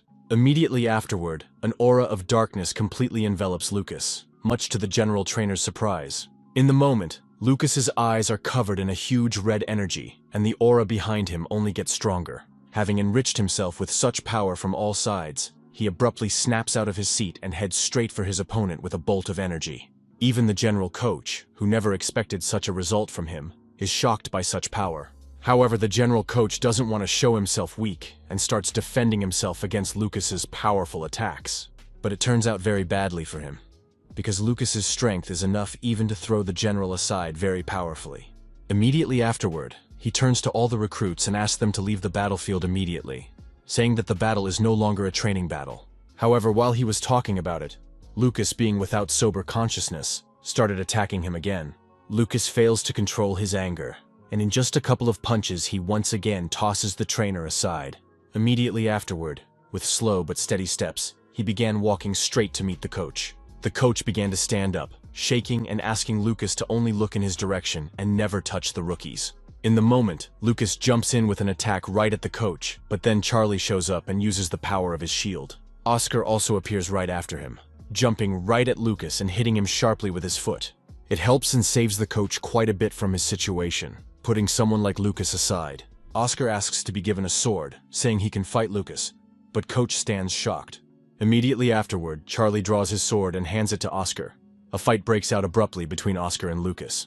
However, at one point Oscar uses the power of a god and covers his blade with it, causing a very powerful explosion to happen all around. However, in addition to Oscar's power, Charlie's artifact, which he forgot to remove from his blade before giving it to Oscar, also helped. Oscar himself came to shock from such a powerful explosion. He talks about apparently breaking several of his ribs.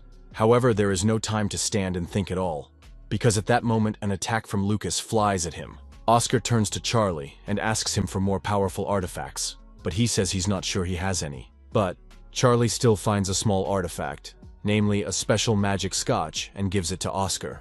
Immediately afterward, Oscar heads straight for his opponent and begins to untwist him with that duct tape. This artifact works very well on Lucas and begins to restrain him as he falls to the floor. Meanwhile, the Chief General tells his aide that things are going very inefficiently and he wants to apply the very same technique. From then on, time marches forward and takes us to the dining hall, where the boys are once again unhappy with the food they have been given.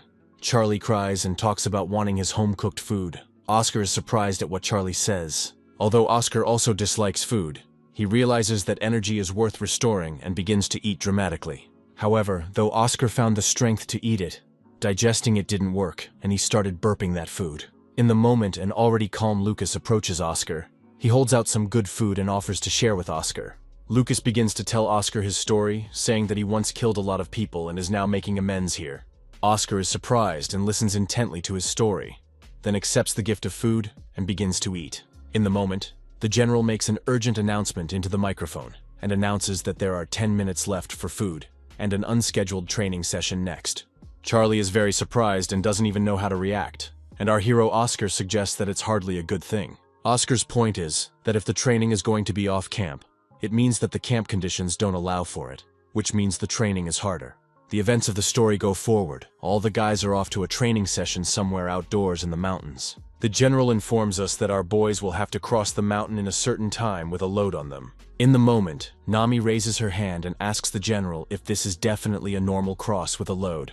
The general smiles and talks about how he expected such a question from one of the special unit. The general says that she is right and it will not be so easy, because the participants will be assigned drones that will follow them. The general also says there will be some very interesting punishment for the losers, but our guys aren't too intimidated by that. Immediately afterwards, the general dictates the rules to all recruits, after which he says that the training can be considered open.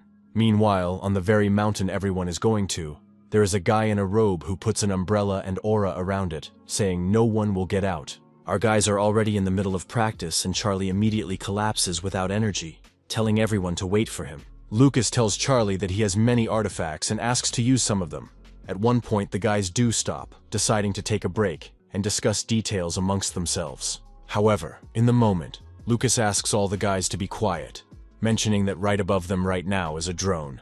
Oscar looks at it and analyzes the flight schedule, and then informs them that the drone is flying past them and not to worry. This turns out to be true, because right after he says it, you hear the scream of the guy in front who was hit by that drone. Our guys are watching it in every way possible, noticing that the drone hit it from one time. In the moment, Charlie notices that his suit is starting to speak in a human voice, and Lucas talks about how it's apparently the speakers. It turns out to be a general. He turns and says that very soon they can start carrying out punishments. The events of the story take us to the headquarters, where the officers are interrogating the very guy who was hit by the drone. Through a suit speaker, our guys hear the guy being forced to answer uncomfortable questions and realize they don't want the same. Lucas, Charlie, and Oscar realize they don't want that kind of punishment, which is why they just can't lose. Oscar also talks about how it's not that simple. He adds that HQ uses an artifact that makes you answer everything honestly. In the moment, our hero is approached by Charlie with a creepy aura, and talks about how Oscar has to promise him something. Charlie asks Oscar to kill him in case he gets hit by a drone, because he doesn't want to be punished like that. Immediately, Charlie is filled with energy. He instantly stands up and starts urging Oscar and Louise to go faster too. About 12 hours pass, and all the while our guys are still going and going to meet the mountain, not realizing when it will end. In the moment, Oscar stops abruptly and tells the guys that in his opinion, something is going wrong. Oscar starts looking at the mountains and describes their entire journey, saying that if everything is correct, they should have gotten out a long time ago, but are still in the mountains. Lucas is getting worried. He turns to Oscar and asks about the fact that apparently they are not on the mountain. Oscar begins to look up at the moon and talk about how he is sure that they are on that mountain. However, the position of the moon is not correct at all. Lucas looks at the moon and says the same thing, that it should be closer to the east now, but it's in that position, like it's early morning. Charlie starts immediately screaming in panic and talking about how apparently the instructor had apparently used some sort of secret artifact against them. Oscar agrees with Charlie a bit, adding that apparently they didn't originally want the guys to get off the mountain. Oscar says that apparently they want to exhaust everyone involved, and Charlie faints, Lucas again surprised by his behavior. The events of the story take us to Jerry, who with his crew is running somewhere very fast. As it turns out, they are now running from a drone that is chasing them from behind the whole way. In the moment, the drone takes a shot right at Jerry, but his friend decides to save his partner and jumps in to protect him. Immediately afterward, Jerry's partner falls to the floor with no strength, and asks his friend to run faster forward and pass the test. Jerry doesn't want to leave, because he can't leave his friend. But their third partner says there's no choice. Some more time passes and the staff officer tells them that another man has arrived. Immediately afterward, the officers begin asking him questions one by one, and the answers are broadcast to the entire camp. As it turns out from this guy's answers, he really likes his partner Jerry, an answer that shocks Jerry himself. Immediately afterward, the officers proceed to ask embarrassing questions of him, to which he responds, and it makes our guys laugh. Jerry is pretty pissed at our guys, because they are laughing at his partner's answers, so he decides to teach them a lesson. However, their figuring out of their relationship is abruptly interrupted by Charlie's loud shout of a drone above them. At that moment, right after Charlie screams, our hero Oscar abruptly steps right into Jerry and kicks him in the back with his foot. Jerry abruptly flies forward and falls to the floor, and exactly where he was standing is hit by a powerful drone shot. Jerry gets up and criticizes Oscar for his action, but the latter says that if it wasn't for his kick, Jerry would have already been out of the game. Right after, which Oscar goes on to say, he's just Jerry taking everything around him easier and being smarter. After listening to Oscar, Jerry realizes that he has been acting on the good side and begins to leave with his partner. However, the fact that Oscar is very smart and a messenger of the gods really pisses Jerry off. He gets angry and says he will show everyone his power some more. However, at one point, Jerry's partner drops to the floor and asks his leader to go on without him, saying that the injury at the creek has affected him badly. And much to Jerry's dismay, right at the moment of this dialogue, drones appear from above and fly in their direction. Jerry's partner asks not to worry about him, telling him to let Jerry come to victory on his own. Immediately afterward, Jerry's partner is left under drone shots, and Jerry himself walks forward very disgruntled. Walking through the woods, Jerry assures himself that he must become the strongest and be powerful. And to do so, he should become cold-blooded.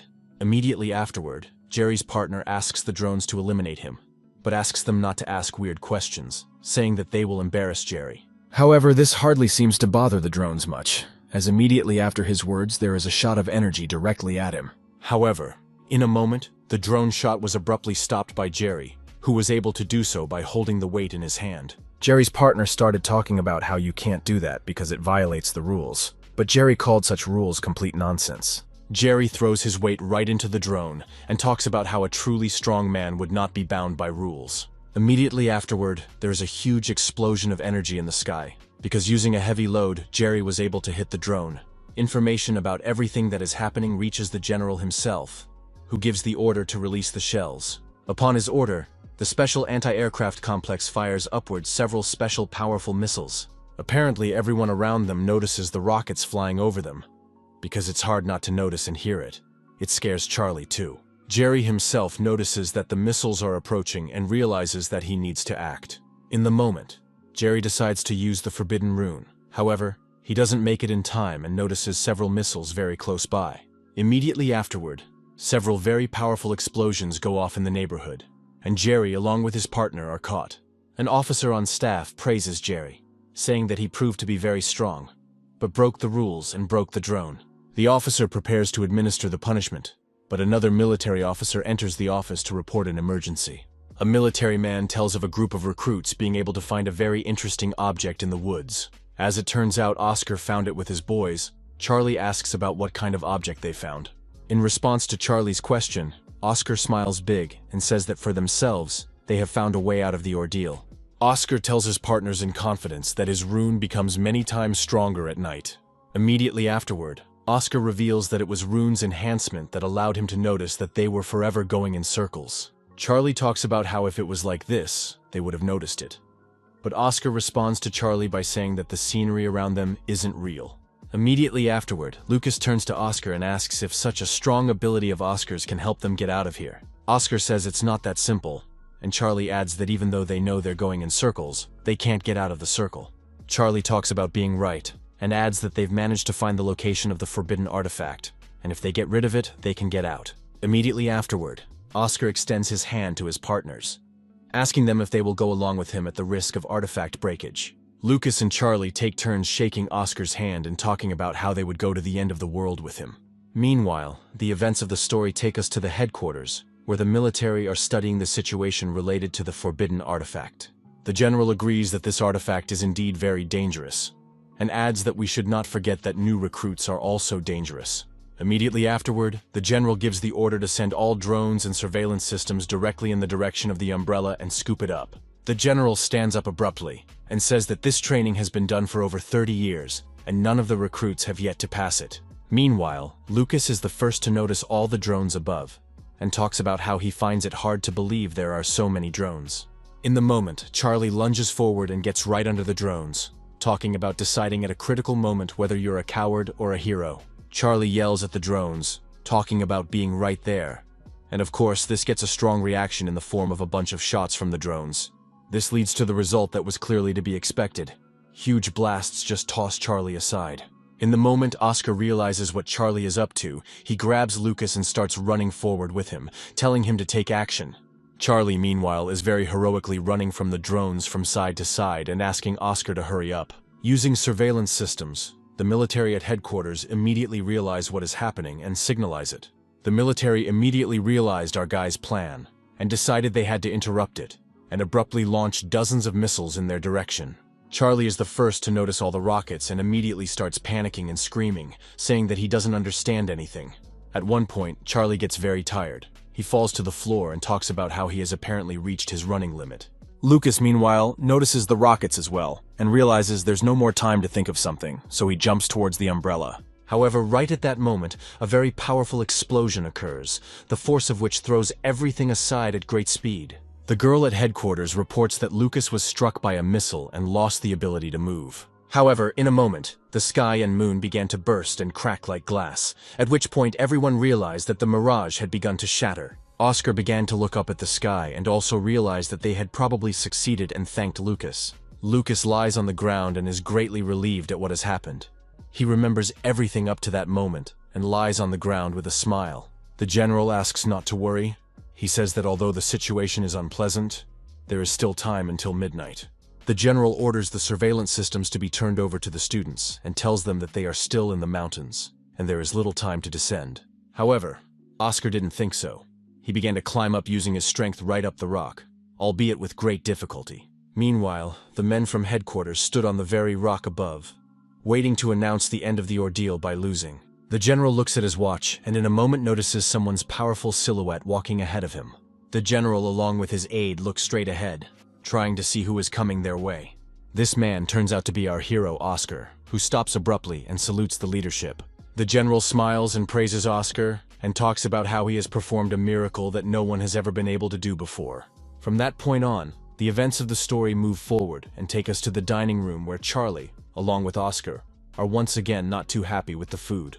The dining hall itself has a strange atmosphere, with all the guys around discussing the fact that Oscar only managed to get out of the ordeal in one piece. What pisses Jerry off the most is that he's as jealous of Oscar as possible, not understanding why all the glory went to him. Lucas praises Oscar, saying he's the first to complete the workout in so long, even though he made everyone nervous. The events of the story move forward again, with Oscar sitting in some room across from the general, who recalls the incident with Jean's mask. The general praises Oscar and hands over a forbidden artifact in a box and a card with a lot of money from Jean. He also tells us that the headquarters allocated more money, because the idea of inviting the masked group was theirs. However, in the moment, our hero Oscar pushes the money card back, saying he won't accept it. Rather abruptly, Oscar declares that he cannot take money from the hands of the military, but only from Jean himself. Immediately afterwards, the military man extends his hand to our hero, and says that he is a great young man, and he is clearly not mistaken. However, Oscar does not hurry to remove his hand from the artifact. He says that he does not need the money, but the box will be interesting. Oscar then decides to see what artifact was handed to him. He opens the box and pulls out some blue shard. The military man tells Oscar the great power of this artifact, saying that it was obtained the hard way. Oscar leaves after a while, and the general looks out the window and realizes that he really wasn't wrong about him, because an honest man won't take a warrior's money.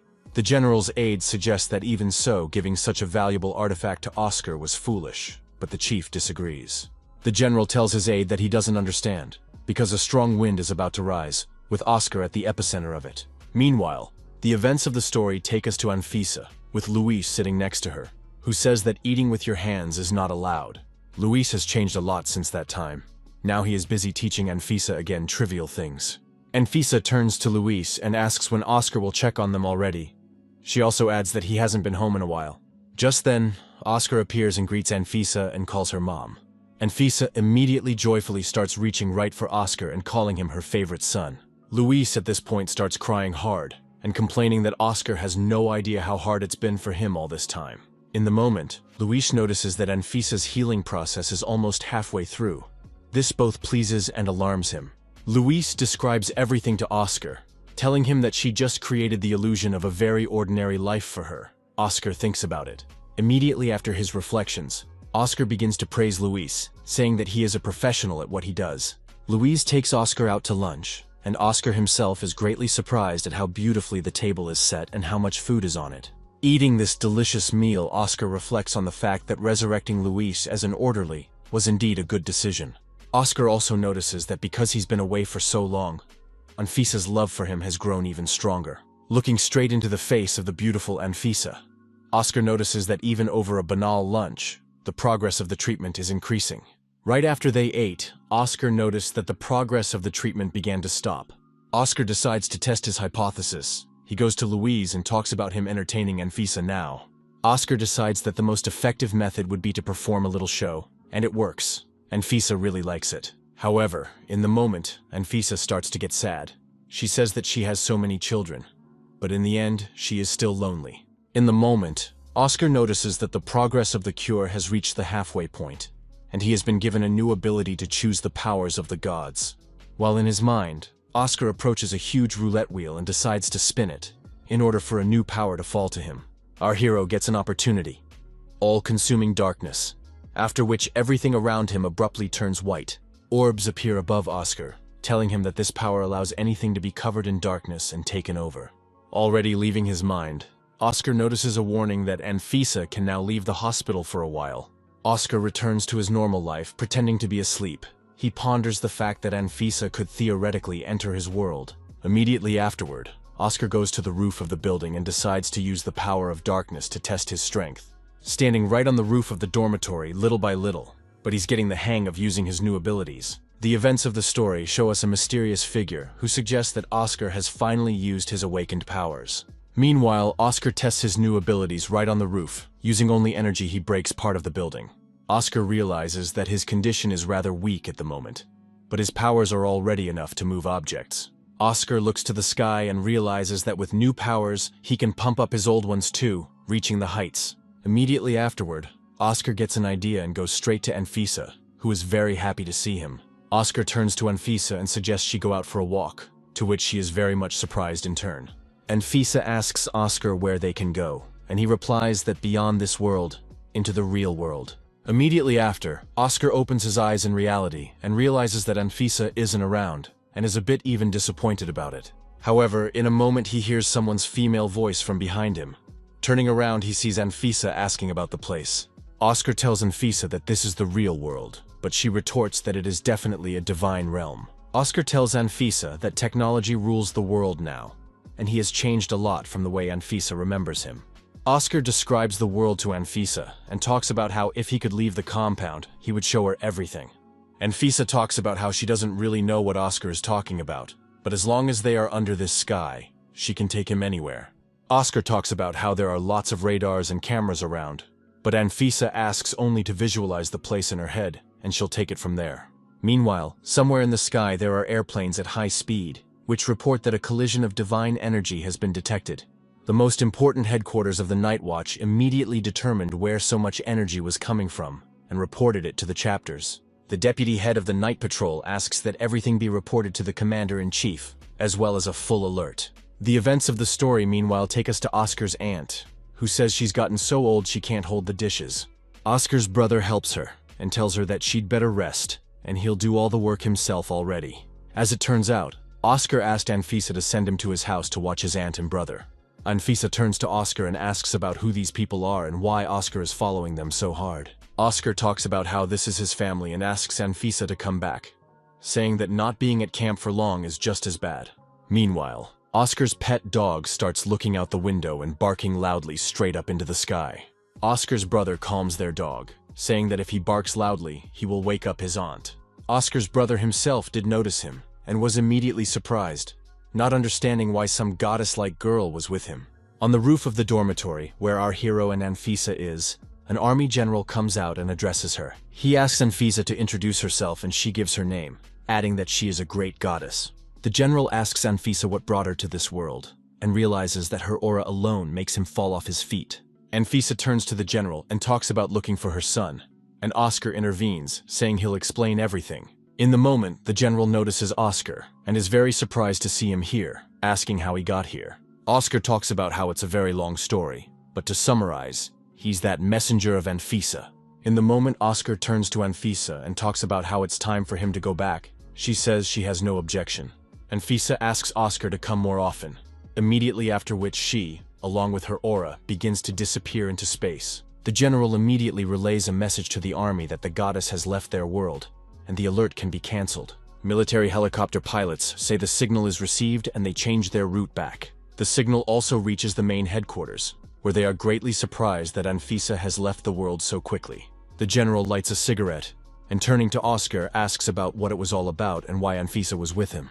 Oscar summarizes everything, but the general doesn't believe it and makes the point that if Oscar doesn't want to talk, that's okay. Oscar starts to leave, and right before he leaves, the general turns to him and asks about Oscar being on the side of the people. Looking back, Oscar talks about how he made a promise to someone important to him, that he would protect people for 10 years. The events of the story take us somewhere in the mountains.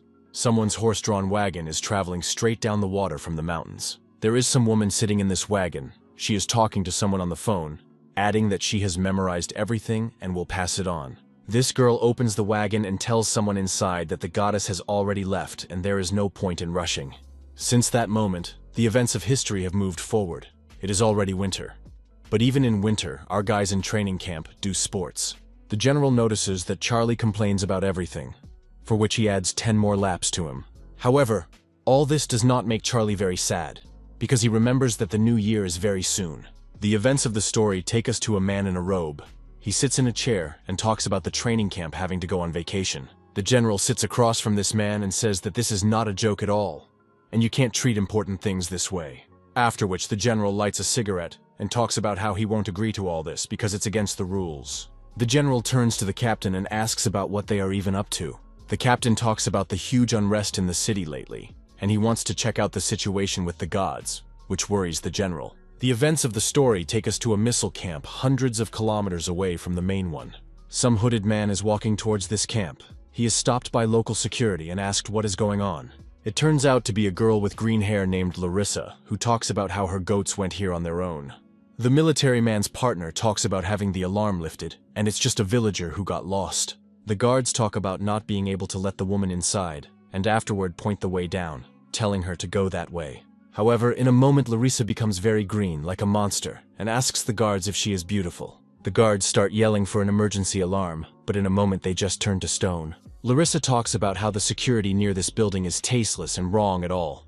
The general talks about not understanding all this, and the worry, because all the departments under his control are under his control. The captain turns to the general and asks if he can guarantee that there are no traitors among the camp instructors. Upon hearing such a statement, the general abruptly breaks the table and says that is it really the captain's opinion that they have the same problems everywhere? Meanwhile, the events of the story take us to Oscar and Charlie, who are standing in the cold listening to a vacation announcement. One of the military repeats himself by saying that there will be a total of 4 days off for all recruits. All the guys around them start getting really excited and yelling about how this is just great news. Only Oscar is not excited. Immediately afterward, the military man compliments his words by saying that no one can leave the city during the vacation and must be safe. Vacations are starting and all of our kids are heading to the train station and to the buses to come home. Oscar makes a big point of pointing out that everyone was given a sword before they went on vacation, and it stresses him out a lot. The events of the story move forward. All the guys got on the bus and started driving home. Many fell asleep, but Oscar is still disturbed by what is happening. Lucas turns to Oscar and talks about how he's too intense as a person on vacation. Oscar replies that it's really true. He thinks these vacations are too unusual. Meanwhile, the events of the story show us the main headquarters that tracks the movement of buses with recruits. An unidentified object is reported nearby. The general says that this is all very strange, and orders the object to be shot down. However, these objects are labeled as military, so HQ can't use defenses against them. Meanwhile, at one of the military bases, and really something wrong is happening, because several missiles are flying in the direction of this place. Our guys are just heading to this location, and immediately spot the rockets, one of which is approaching the bus. However, at the very last moment, before the rocket would have flown into the autobus, it is shot down rather abruptly by someone. Although the explosion is quite strong and sharp, it doesn't hit the bus, but it hits it pretty good, which causes a wave of explosions. The guys on the bus are in complete shock. They're trying to grab onto everything they see in order to survive and endure the influx.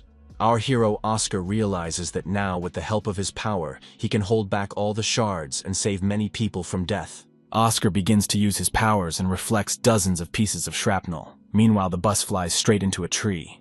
Many parts of the bus exploded, but the wave of shrapnel didn't hit our guys as hard as it could have. A girl at headquarters informs the general that someone has arrived on the scene to help and has repelled many attacks. The general talks about how if the dark robe was seen there, it means that Oscar was somehow involved in the defense. Meanwhile, the events of the story take us to Larissa, who sits in the control room and reflects on the fact that everyone around her is very weak. Larissa holds a picture of Oscar in her hands and says that they'll have a lot of work to do with this boy. Since that time, some time passes, and our hero Oscar wakes up in some house, not realizing where he is. In a moment, he stands up and turns his head, noticing one of his squad members, and is greatly surprised. Trailing off, Oscar looks up and notices all the other guys from his home squad standing around him. Oscar starts to get up and talk about how he doesn't remember much of everything, and the guys ask him how he's feeling. Oscar is greatly surprised. He says he feels great, but doesn't understand at all why he's here.